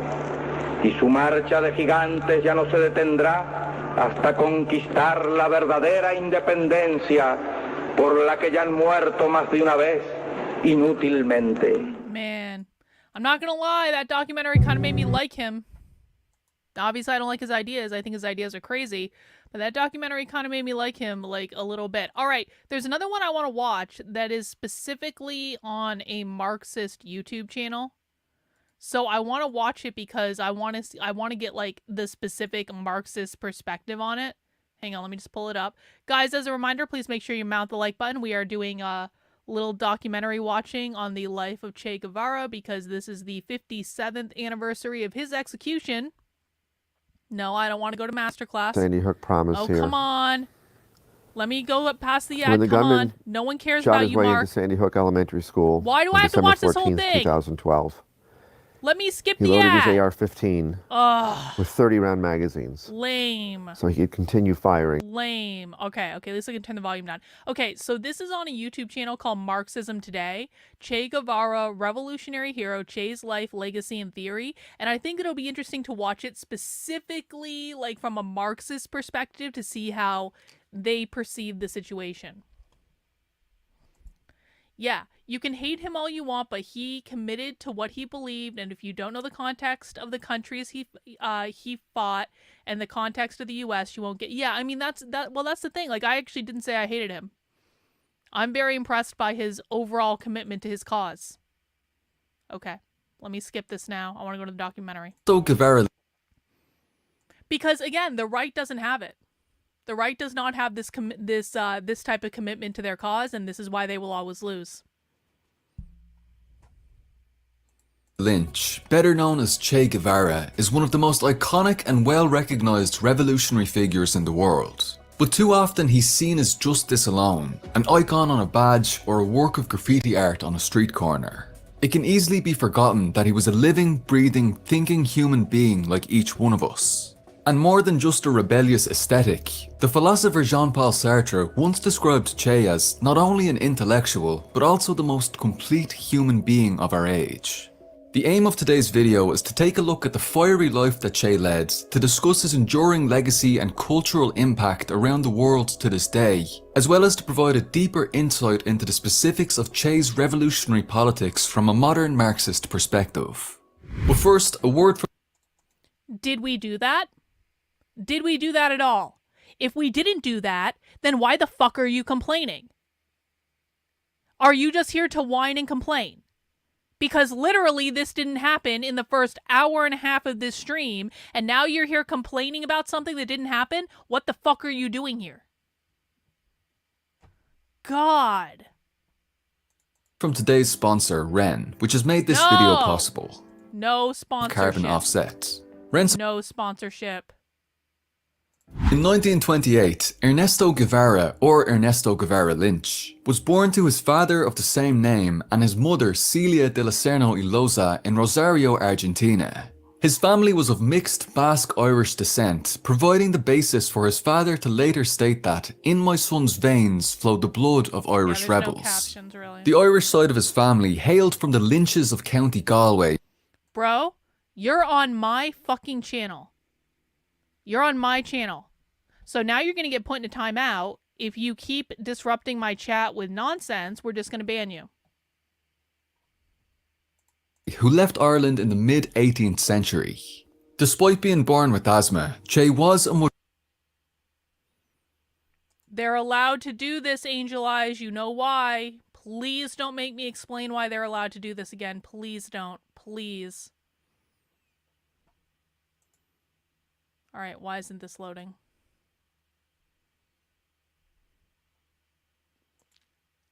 Come on, YouTube, come on. If we have to watch another ad again, I swear. What the fuck? What the fuck? Oh, if we have to watch a 3-minute ad, shoot me now. Seriously? A 3-minute ad. Because YouTube wouldn't load. Oh my god. Reload. Dr. Trying it again. We need stories. We need stories to understand us. Dr. Ernesto Guevara Lynch, better known as Che Guevara, is one of the most iconic and well-recognized revolutionaries. Guevara Lynch was born to his father of the same name and his mother Celia de la Serna y Loza in Rosario, Argentina. His family was of mixed Basque-Irish descent, providing the basis for his father to later state that, "In my son's veins flowed the blood of Irish rebels." The Irish side of his family hailed from the Lynches of County Galway, who left Ireland in the mid-18th century. Despite being born with asthma, Che was and would remain for the rest of his life athletically active and fit, playing rugby for the Club Universitario de Buenos Aires, whose initials prophetically spelled out the word Cuba. While his family was relatively well off in Argentinian society, The young Ernesto's father exposed him to left-wing and Spanish Republican politics from an early age. With the large range of books available in his family home and his strong interest in reading and philosophy, Che studied the works of Karl Marx, Friedrich Engels, and Vladimir Lenin. A well-read student. This is how many Marxists are created, guys. They're second or third generation Marxists who have Marxist parents who teach their kids how to be Marxist. I bring this up because the right wing seems to be under some impression that socialists don't have kids. They do have kids, and not only do they have kids, they teach those kids how to be Marxist. Che excelled in school and went on to study medicine at the Universidad de Buenos Aires in 1948. Third-level education was a privilege in Argentina at the time, so he was quite fortunate to be given the opportunity to pursue his studies, eventually receiving an MD in 1953 and finally earning the formal title of doctor. During his studies, Che took a year off university to embark on a grand motorcycle journey in 1951 with a close friend of his, Alberto Granado, to volunteer at a Peruvian leprosy village. Famously documented in Che's best-selling memoirs, The Motorcycle Diaries, the 8,000-kilometer road trip took Che north along the spine of South America through Argentina, Chile, Peru, Ecuador, Colombia, Venezuela, and Panama. He also took a flight to Miami, Florida. This journey had a profound, life-changing impact on Che as he witnessed the suffering of various nations in Latin America caused by American imperialism. One particularly raw and evocative episode of his book illustrates an encounter with persecuted Chilean communists near the Chuquicamata copper mine in Chile as follows. Lying beneath the meagre shade of two lampposts on the arid road leading to the mines, we spent a good part of the day yelling things at each other now and again from one post to another, until on the horizon appeared the asthmatic outline of the little truck which took us halfway to a town called Baquedano. There we made friends with a married couple, Chilean workers who were communists. By the light of the single candle illuminating us, drinking mate and eating a piece of bread and cheese, the man's shrunken figure carried a mysterious, tragic air. In his simple, expressive language, he recounted his 3 months in prison and told us about his starving wife who stood by him with exemplary loyalty, his children left in the care of a kindly neighbour, his fruitless pilgrimage in search of work, and his compañeros mysteriously disappeared and said to be somewhere at the bottom of the sea. The couple, numb with cold, huddling against each other in the desert night, were a living representation of the proletariat in any part of the world. At the time, the Communist Party of Chile was banned by the so-called Law of Permanent Defense of Democracy. Guevara would later comment on the anger he felt at the sights he witnessed during his journey and how it shaped him as a revolutionary, sparking in specific his readiness to become a guerrilla fighter for the people. Now unable to sit still, Che would continue to travel throughout Latin America, although no longer on a motorbike, from 1953 to 1956. During his journey, the increasingly radicalized, now self-proclaimed Marxist-Leninists, Che wrote in a letter, "Along the way, I had the opportunity to pass through the dominions of the United Fruit Company, convincing me once again of just how terrible these capitalist octopuses are. I have sworn before a picture of the old and mourned Comrade Stalin that I won't rest until I see these capitalist octopuses annihilated." After getting caught up in and attempting to join the fight against the CIA-backed coup in Guatemala, Che moved to Mexico in exile along with a group of Cuban exiles he'd met along the way. This included the future leader of the Cuban Revolution, Fidel Castro, who fled Cuba after the 26th of July attack on the Moncado barracks in 1953. The attack becoming the origin of the name of the group's guerrilla army, the 26th of July movement, or M26-7 for short. In Mexico, Che teamed up with Castro's small band of Cubans and began training to wage a guerrilla war in a renewed attempt by the Cubans to overthrow the US-backed dictator Fulgencio Batista. Trained under Spanish Civil War veteran General Alberto Bello, Che was described as the best guerrilla of them all. During this time, Che married his first wife, a Peruvian communist by the name of Hilda Gede, although they would later get divorced in 1959. Che, intending to be the group's field doctor, departed in 1956 with just 81 other men in a small cabin cruiser named the Granma, which was designed to only hold 12 people. After being ambushed, this force was cut down further to a mere 22 people who would be forced to flee into the Sierra Maestra Mountains, and they began developing and expanding a people's guerrilla war against the Batista regime, taking root among the peasants of rural Cuba and establishing urban guerrilla networks in the cities. Che rose up through the ranks of the guerrilla army during this time, noted by Castro for his fearlessness, and was given command as El Comandante over his own guerrilla column. Che would later write a work of military theory on his tactics used during the Cuban Revolution in the 1961 book Guerrilla Warfare. In it, he also expressed many of his views on the conduct of a revolutionary and the discipline that people's fighters should adhere to. One of the great educational techniques is example, he wrote. Therefore, the chiefs must constantly offer the example of a pure and devoted life.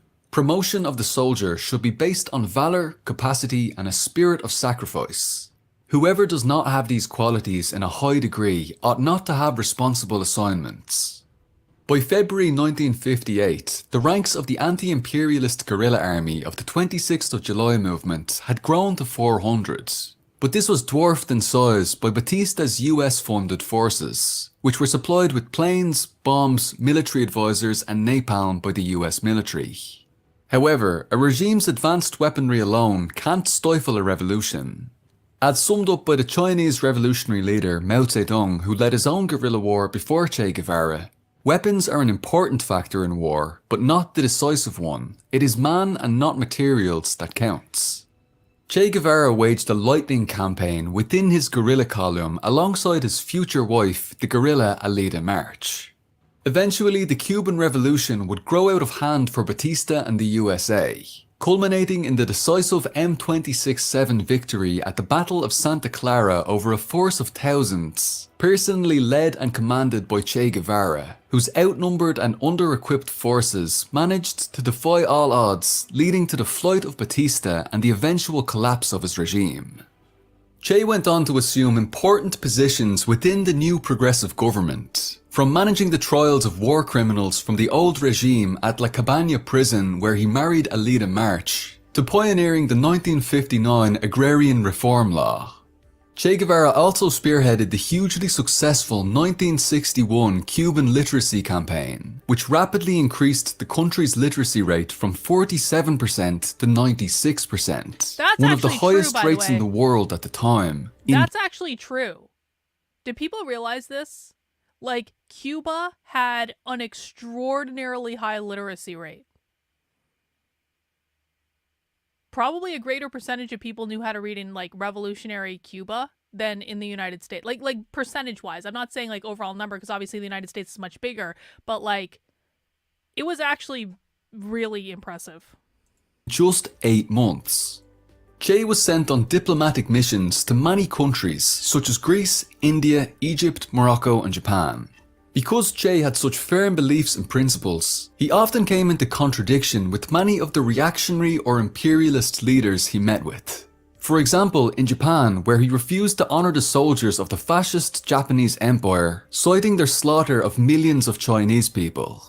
At the same time, he also became quite famous among many nations as a skilled and prominent statesman, going on to deliver important speeches at the United Nations. In 1961, responding to the nationalization of US companies by the Cuban anti-imperialist revolution and in response to the increasingly pro-Soviet line of the Fidel Castro government, under the highly anti-communist and interventionist Kennedy administration of the USA, the CIA organized an attempted invasion of Cuba at the Bay of Pigs. To the humiliation of Kennedy, the invasion was crushed by the Cuban Revolutionary Armed Forces trained by Che Guevara.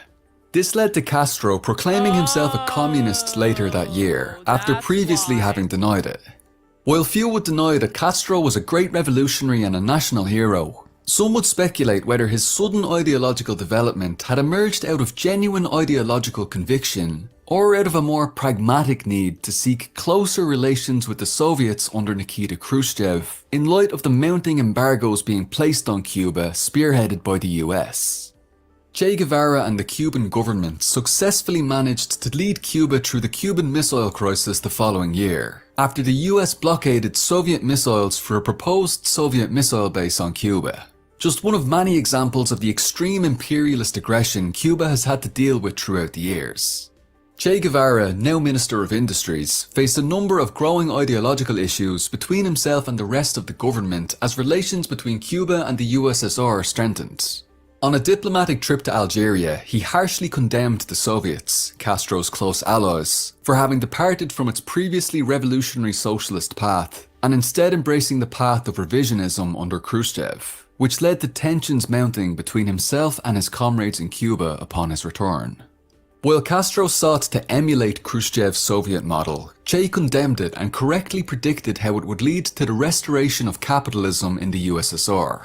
In response to the revisionist Soviet argument that markets would have to be maintained indefinitely for communism to be achieved, Guevara wrote that, "We understand that the capitalist categories are retained for a time and that the length of this period cannot be predetermined.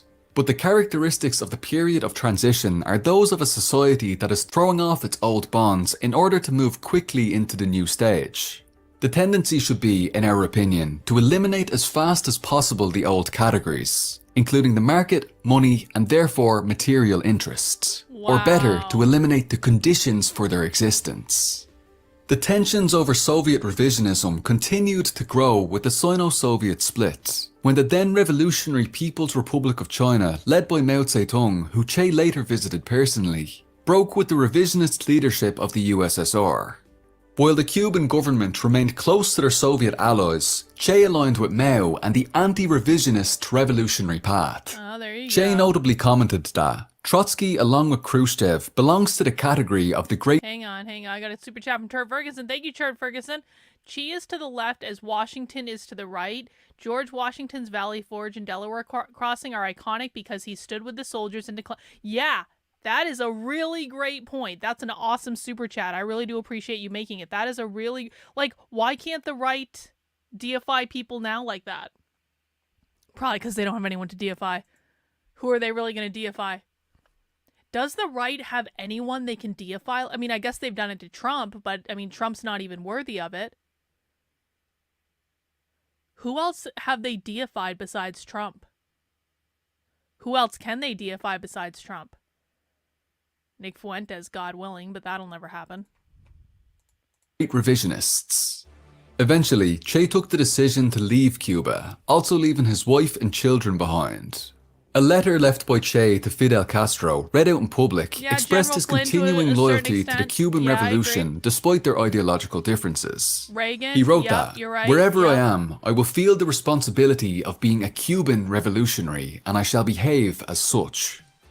In leaving his posts in the Cuban government, Che sought to continue his revolutionary guerrilla struggle against US-backed comprador regimes around the world. His whereabouts became mysterious and unknown as he secretly travelled to the Congo to assist the Simba Rebellion, an armed indigenous resistance movement against the Mobutu dictatorship. However, Che found little success, lamenting the corruption of the rebel leaders and eventually leaving due to failing health. Che journaled his experiences in his Congo diaries, which he called the story of a failure. After a brief secret return to Cuba in 1966, Che, who was being hunted by the CIA, travelled undercover. Cool. So then the right is going to lose because they refuse to do what is required. Over to Bolivia in his final ill-fated guerrilla campaign. He had been warned by exiled former Argentinian President Juan Perón that his plan to establish a guerrilla army in Bolivia and overthrow the Barrientos dictatorship there was suicide. Entering La Paz in the disguise of a middle-aged investor named Adolfo... Let's see. Question to me. Do you think Zelensky is trying to emulate Che's persona by going around the world in military fatigues? I know. Yeah, I mean, it is a little old, isn't it, what Zelensky's doing? I don't know if he's trying to emulate Che Guevara, though. I think that's... I don't know that I would say he's trying to emulate Che Guevara. Maybe he is, though. It's an interesting question. I don't know. Maybe. Mena Gonzalez, Che assembled a small band of Cubans, Bolivians and Peruvians who called themselves Ejército de Liberación Nacional de Bolivia. The guerrillas waged a short-lived campaign of sabotage and ambushes, but they found themselves isolated and unable to rally any kind of deep support base among Bolivian peasants. Unlike in Cuba, Che Guevara was unable to root his guerrilla campaign firmly within the people, and eventually the campaign fell apart at the seams. The CIA had been hunting Che down ever since his departure from Cuba, and CIA operatives were advising the Bolivian army in their hunt to capture and kill Che. They eventually succeeded in capturing Che under the command of Cuban CIA operative Felix Rodriguez. Undaunted, Che remained fearless until death and spoke of the immortality of revolution in his final moments to the Bolivian soldiers who'd been guarding him. Before being put to death by a hesitating sergeant on the 9th of October 1967, Che's last words were to his executioner: "Shoot, coward, you're only going to kill a man." Months before his death, Che had written his own epitaph, stating that, "Our every action is a battle cry against imperialism, and a battle hymn for the people's unity against the great enemy of mankind, the United States of America. Wherever death may surprise us, let it be welcome, provided that this, our battle cry, may have reached some receptive ear, and another hand may be extended to wield our weapons, and other men be ready to intone the funeral dirge with the staccato singing of the machine guns and new battle cries of war and victory." Che's So one of the things I'm thinking about right now is like, you know, I pontificate about this stuff a lot. I pontificate on video. I pontificate on my Substacks. I pontificate on Twitter. There needs to be a record of people thinking about this stuff in public and talking about these ideas because, again, this is something that leftists talk about and write about all the time. They write essays, they write manifestos, they write this, they write that. There is no counter narrative to the amount of content that the left is producing. And it's like, in some respects, I kind of think it's, I've told you guys, I often think about what I do in terms of like, I know that what I'm doing right now will never be appreciated right now. It won't be. I mean, there may be more people watching my stuff, fine, whatever, but what I'm doing is largely for history. It's because 50 years from now, 100 years from now, if what I'm doing survives, and it might not survive, it's why I'm feeding it all into the AI. I'm programming the AI with all my shit, right? But if it does survive, there's at least going to be a record of it. There's going to be a record of people speaking up against this. And in some respects, like, this is making me think about how there's got to be content that's created that's like, there's got to be anti-communist content and essays that are created that are positioned to be iconic in nature. That are positioned to be like, not the complaining and whining that the conservatives do. I don't want to be associated with that. What he did was create iconography that outlived him. And he knew it was going to outlive him because he was a student of history. So, I don't know. I don't know where I'm going with that exactly, but that's something I'm thinking about. Naruto, thank you for the member chat. Shirt ideas. Karl Marx is an entity from It Follows and something around the world. So goes America, so goes the world. I don't know about that, Naruto, but I do appreciate the member chat.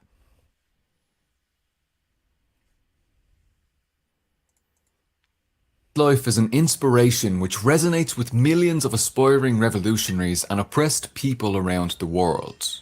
Alberto Granado, Che's close friend who joined him on his famous motorcycle journey, wrote of his legacy after Che's death. He was a man who fought and died for what he thought was fair, so for young people, he's a man who needs to be followed. And as time goes by and countries are governed by increasingly corrupt people, Che's persona gets bigger and greater and he becomes a man to imitate. The iconic photograph taken of Che in 1960, Guerrillero Heroico, caught the imagination and attention of the world with Che's unwavering and determined expression. The photograph was described by the Maryland Institute of Art as the most famous photograph in the world and a symbol of the 20th century. Che Guevara's face features on the banners of anti-fascist football fans, on street art, on posters, and on the covers of albums. However, the actual story of Che that lives behind the iconic image is often glossed over or not fully known by those who use it. The legacy of Che and what he stood for is claimed by a large variety of groups throughout politics and popular culture as a broad token of rebellion.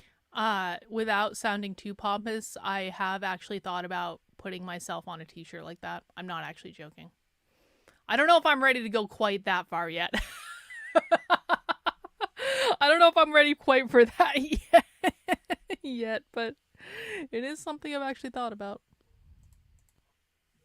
But for many, the finer details beyond this are vague and fuzzy. Perhaps more distasteful is the mass commercialization of his face by capitalist enterprises, wherein Che's image can be found everywhere on just about any piece of merchandise imaginable, offering consumerist placation to the world's oppressed masses in place of Che's revolutionary politics of liberation. The symbol of Che takes on a much more meaningful and sincere quality when it's connected directly to his personal revolutionary struggle and beliefs, such as the Ernesto Che Guevara lynch mural in the Derry Bogside, or the numerous pieces of street art depicting Che in the favelas of Buenos Aires. After his death, his image and name have been invoked by revolutionary groups and movements across the world, including the indigenous Zapatista rebellion in Mexico, and dozens upon dozens of other guerrilla movements across Latin America. There are a large number of statues and monuments to Che in various countries around the world, including Cuba, Argentina, Bolivia, Mexico, the USA, India, El Salvador, and Spain. Notably absent from this list, however, is Ireland.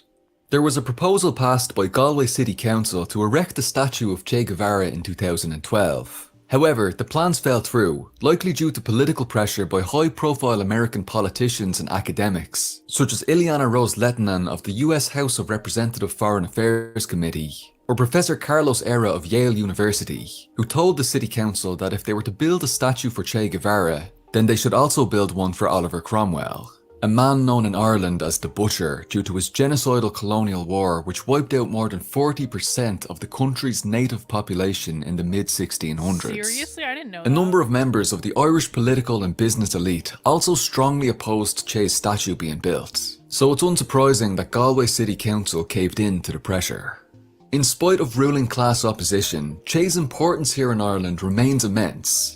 He visited the country in 1962 and 1965 and has since become a symbol of Irish republicanism due to his ancestry in Galway, his support for Irish national liberation, and his prominence as a symbol of revolution against imperialism in oppressed nations. Across the ocean in Argentina, in the television contest El Gen Argentino aired in 2007, Argentinian voters from the public decided on whom they considered to be the greatest people from their country. This was a spin-off from the BBC's 100 Greatest Britons. In this show, out of a sample of 350,000 public votes, Che Guevara placed as one of the top 10 finalists with a ranking of 5th place, demonstrating that Che still holds a special place in the hearts and minds of many people in the country of his birth and around the world. Che Guevara's conception of revolutionary theory, as mentioned earlier, came from a principled anti-revisionist Marxist-Leninist standpoint. However, Guevara's own unique ideas surrounding the practice of revolution and guerrilla war certainly played a large role in his understanding of military tactics. Che believed, similarly to Mao in China, that a socialist revolution in the modern world could only be successfully won through armed struggle. And Che saw the guerrilla war as fundamental to this principle. Che emphasized the bond between guerrilla war and class struggle in his essay, Guerrilla War, a Method, in 1963, writing, "Is the guerrilla method the unique formula to conquer political power in all America? Or anyway, will it be the predominant formula? Or simply, will it be one more formula among others used to fight?" During these controversies, it's used to criticize those who want to adopt guerrilla war, saying that they forget the class struggles as if they were opposed. We refuse the concept inherent to this position. The guerrilla war is a people's war. It is a class struggle. If one intends to realise this kind of war without the support of the people, one will see the prelude of an inevitable disaster. The guerrilla is the people's combative vanguard, situated in a certain territory, armed, disposed to realise many warlike actions that drift to the unique strategic possible aim, the capture of power. It is supported by the peasant masses and workers of the region and of all territory. Without these premises, one cannot admit the guerrilla war. From this passage, it can be seen that Che understood the need to build up a powerful support base among oppressed classes of the people before waging any kind of guerrilla campaign. However, Che ultimately didn't quite reach the same level of analysis as the Maoist theory of the mass line, and fell just shy of understanding the semi-feudal economic system that existed in Latin America. Seemingly in contradiction to his own aforementioned warnings of the need for mass support bases, Che's own later attempts to assemble small bands of heroic guerrillas in order to spread the revolution from the starting point of an armed struggle unfortunately resulted in failure in all cases except Cuba. This was because the mass support base of the people had already begun development since 1953, and was then properly expanded and deepened by the 22 survivors of the Grandma's Landing from 1956. According to Che's theory, the guerrillas would act as a vanguard in and of themselves, inspiring the people through their actions and further creating the conditions for revolution. Che saw the expansion of the guerrilla war as following a so-called beehive effect with each successive development of a guerrilla base. In Che's concept of guerrilla war, once each guerrilla base was fully developed, a small band of guerrillas would leave this base and travel to another area to repeat the process. Che was correct in that the creation of guerrilla bases can become seeds for growth, new power and political development. However, this strategy ultimately is unsustainable if the support base doesn't already exist. Hey, Andrew, thank you for the super chat. I haven't seen all the videos of American Marxists talking about the future armed conflict. Have they stated that they will follow guerrilla tactics, or are they seeking other means of revolution?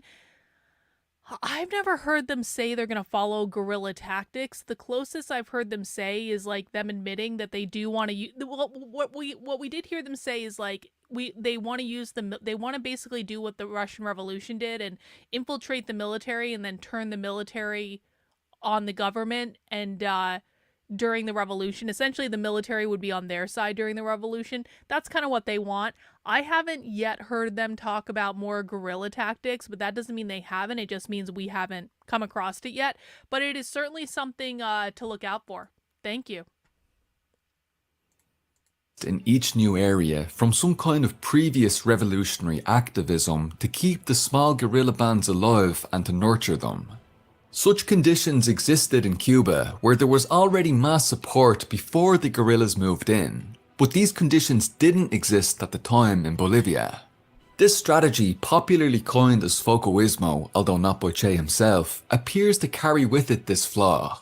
In spite of this, it inspired dozens of armed movements in Latin America, all with various degrees of success and failure. The strategy of Foco appears to stem more from Che's later practice than it does his own writings, as while Che's written conception of guerrilla war seems to place heavy emphasis on gaining a mass support base as a precondition for any kind of guerrilla war, Foco has been popularly practiced as a method of more or less skipping this stage of building support and instead beginning with a small band of armed guerrillas as Che had attempted in Bolivia. In contrast to Maoist writings, what appears to be more absent in Che's writing is an attention to the importance of building a broad united front and mass organisations to wage political struggle. While in Cuba, these kinds of organisations had already been built by revolutionaries in the forms of trade unions and students' organisations, such organisations hadn't yet been developed in Bolivia, nor were these foundations built in the many more Foco experiments across Latin America that would follow in the wake of Che's death. As a theory, Foco envisions the guerrillas becoming inspirations to push a country's population in the direction of revolution, as had happened with the attack on the Moncado barracks in Cuba in 1953. While Maoists understand the mass line as something that must be built in preparation for guerrilla war, Foco appears to consider the guerrilla campaign and the building of the mass line to be one and the same as a process. Whether responsibility for this can be placed on Che himself is debatable. As mentioned before, these strategies appear to stem more from Che's later life revolutionary attempts than from what he actually wrote.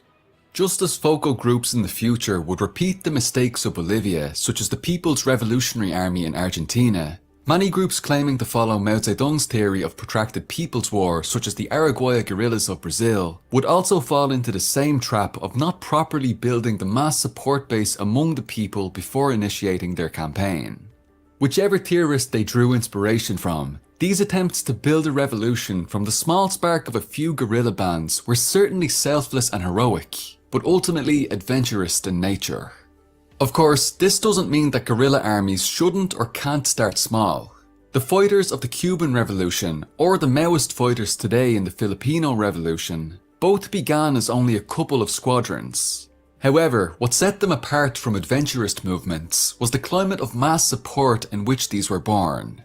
The very climate that both great Marxists, Che and Mao, warned sternly is absolutely necessary before revolutionaries embark on any kind of armed campaign to take political power. When Che Guevara's father claimed that his son's veins flowed with the blood of Irish rebels, he was absolutely correct in this description.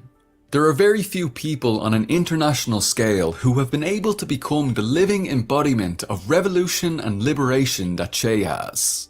In the 19th century, the famous painting by Eugene Delacroix, Liberty Leading the People, was the defining image of revolution. For many, the first picture that came to mind whenever the word was mentioned. Perhaps in France and other countries, it still is. However, it's undeniable that today and in the latter part of the 20th century, the first image that comes to mind when the word revolution is heard is the beret-wearing, cigar-smoking image of Che Guevara. Despite the mistakes of Foucault, Che's theory and understanding of the need for guerrilla war as a method for oppressed peoples to seize power was solid, and his military writings still hold value for revolutionaries today. A genius commander, a martyr, and an icon. It's no wonder that Che Guevara commands respect in every corner of the world, not just among revolutionaries, but in the public eye as a whole. Right, thanks very much for watching this video. Hopefully you found it useful in one way or another. Special thanks. I thought that was interesting to hear from a Marxist perspective. I thought the first documentary was a lot better.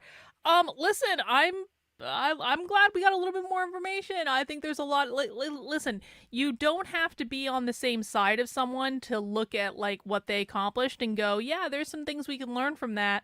And I think that there's a lot more that we can learn from Che Guevara than we can learn from like conservatives on like a good day. So that has actually given me a bunch to think about. Obviously, I'm not on his side. I think his ideas are really bad. I do not condone them in any way, but the man is an icon, and there's a reason that he was an icon, and there was a reason that, yeah, unlike James, we don't immediately believe and subscribe to what we watch. Yeah, exactly. But there was a reason for it, and I think that people need to think about why there was a reason for it. Why was he so loved by the people? Why was he able to rally the people? That's the question we should be asking. All right, guys, that is all we have for today. Now, as a reminder, I will be back at 5 p.m. tomorrow. But in the meantime, you can head over to my Substack, which is Carlyn, KARLYN.substack.com. Sign up for free email updates. You can also sign up to support the work I'm doing for $8 a month, $80 a year. I cannot do this without your funding, guys, because you guys make it possible for me to spend time doing this. You guys make it possible for me to spend the time writing and researching and things like that. So if you value what I do, please help me keep it free for everyone, because I'm about this close to making everything on my Substack behind a paywall. I'm like this close to it. If you can support the work I'm doing, I would appreciate it if you could help me keep it free for everyone. On the Substack, I have a variety of content. I have 2 podcasts. I have the Actively Unwoke podcast. I have the Inner Circle podcast. The Inner Circle podcast is for supporters. I have the Woke 101 series. We've been going through the re-education series for a while now. Lots of very basic 101 level articles to help you get up to speed on what the left is doing. There's also the original Woke 101 series. You can find a lot of information there as well. We have the Woke Mind series, which I haven't written on in a while, but it is about the psychology of the left, the psychology of what drives them. We have the How to Speak Socialist section, where you can find my 4-hour on-demand free masterclass in all things socialist. And lots of other stuff as well. We've got the video vault where you can find all the best clips from the trainings that we've been watching. There's a ton of clips in there.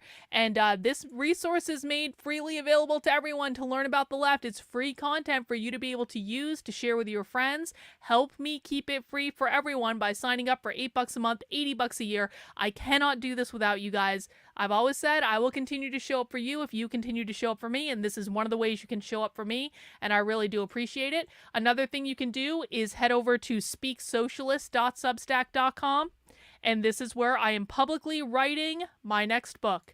And so I will be publishing content to this Substack tonight because I got a couple chapters, at least 2 chapters, that I'm going to be publishing tonight. And how this is working is I'm really making a big push to get this book done by the end of the month. It's going to be close. I've got a lot of content I need to write still, but I am making great progress. And as I complete chapters in the book, I am publishing them to this Substack behind a paywall, because I need you to fund the work I'm doing. So if you want access to the chapters I'm writing in the book, for literally as they're being written before anyone in the public sees them, head over to speaksocialist.substack.com, sign up for $10 a month or $100 for the year. The book is going to be called Re-Education, the Definitive Anti-Communist Guide for Decoding the Left.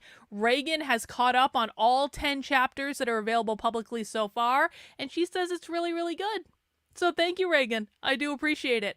Guys, I was going to do a voice chat in the supporter Discord tonight, but I really want to hunker down and do some writing. So please excuse me for not doing a voice chat with you guys in the supporter Discord tonight. I really just want to really dig in and focus. I know you guys will forgive me. Please feel free to gather in the VC though in the Discord if you would like to do that. How you get access to the supporter Discord is by going to the Unwoke Roundup email for this past week. Scroll all the way down to the bottom underneath this red box. You will find access to the supporter Discord. If you're not yet verified, leave a note in the verification channel. We will get you added to the Discord, and you guys can talk to each other any dang time you want. All right, guys, that is all I have for today. I will see you tomorrow at 5 p.m. Take care. Have a good one. We'll see you soon. Bye.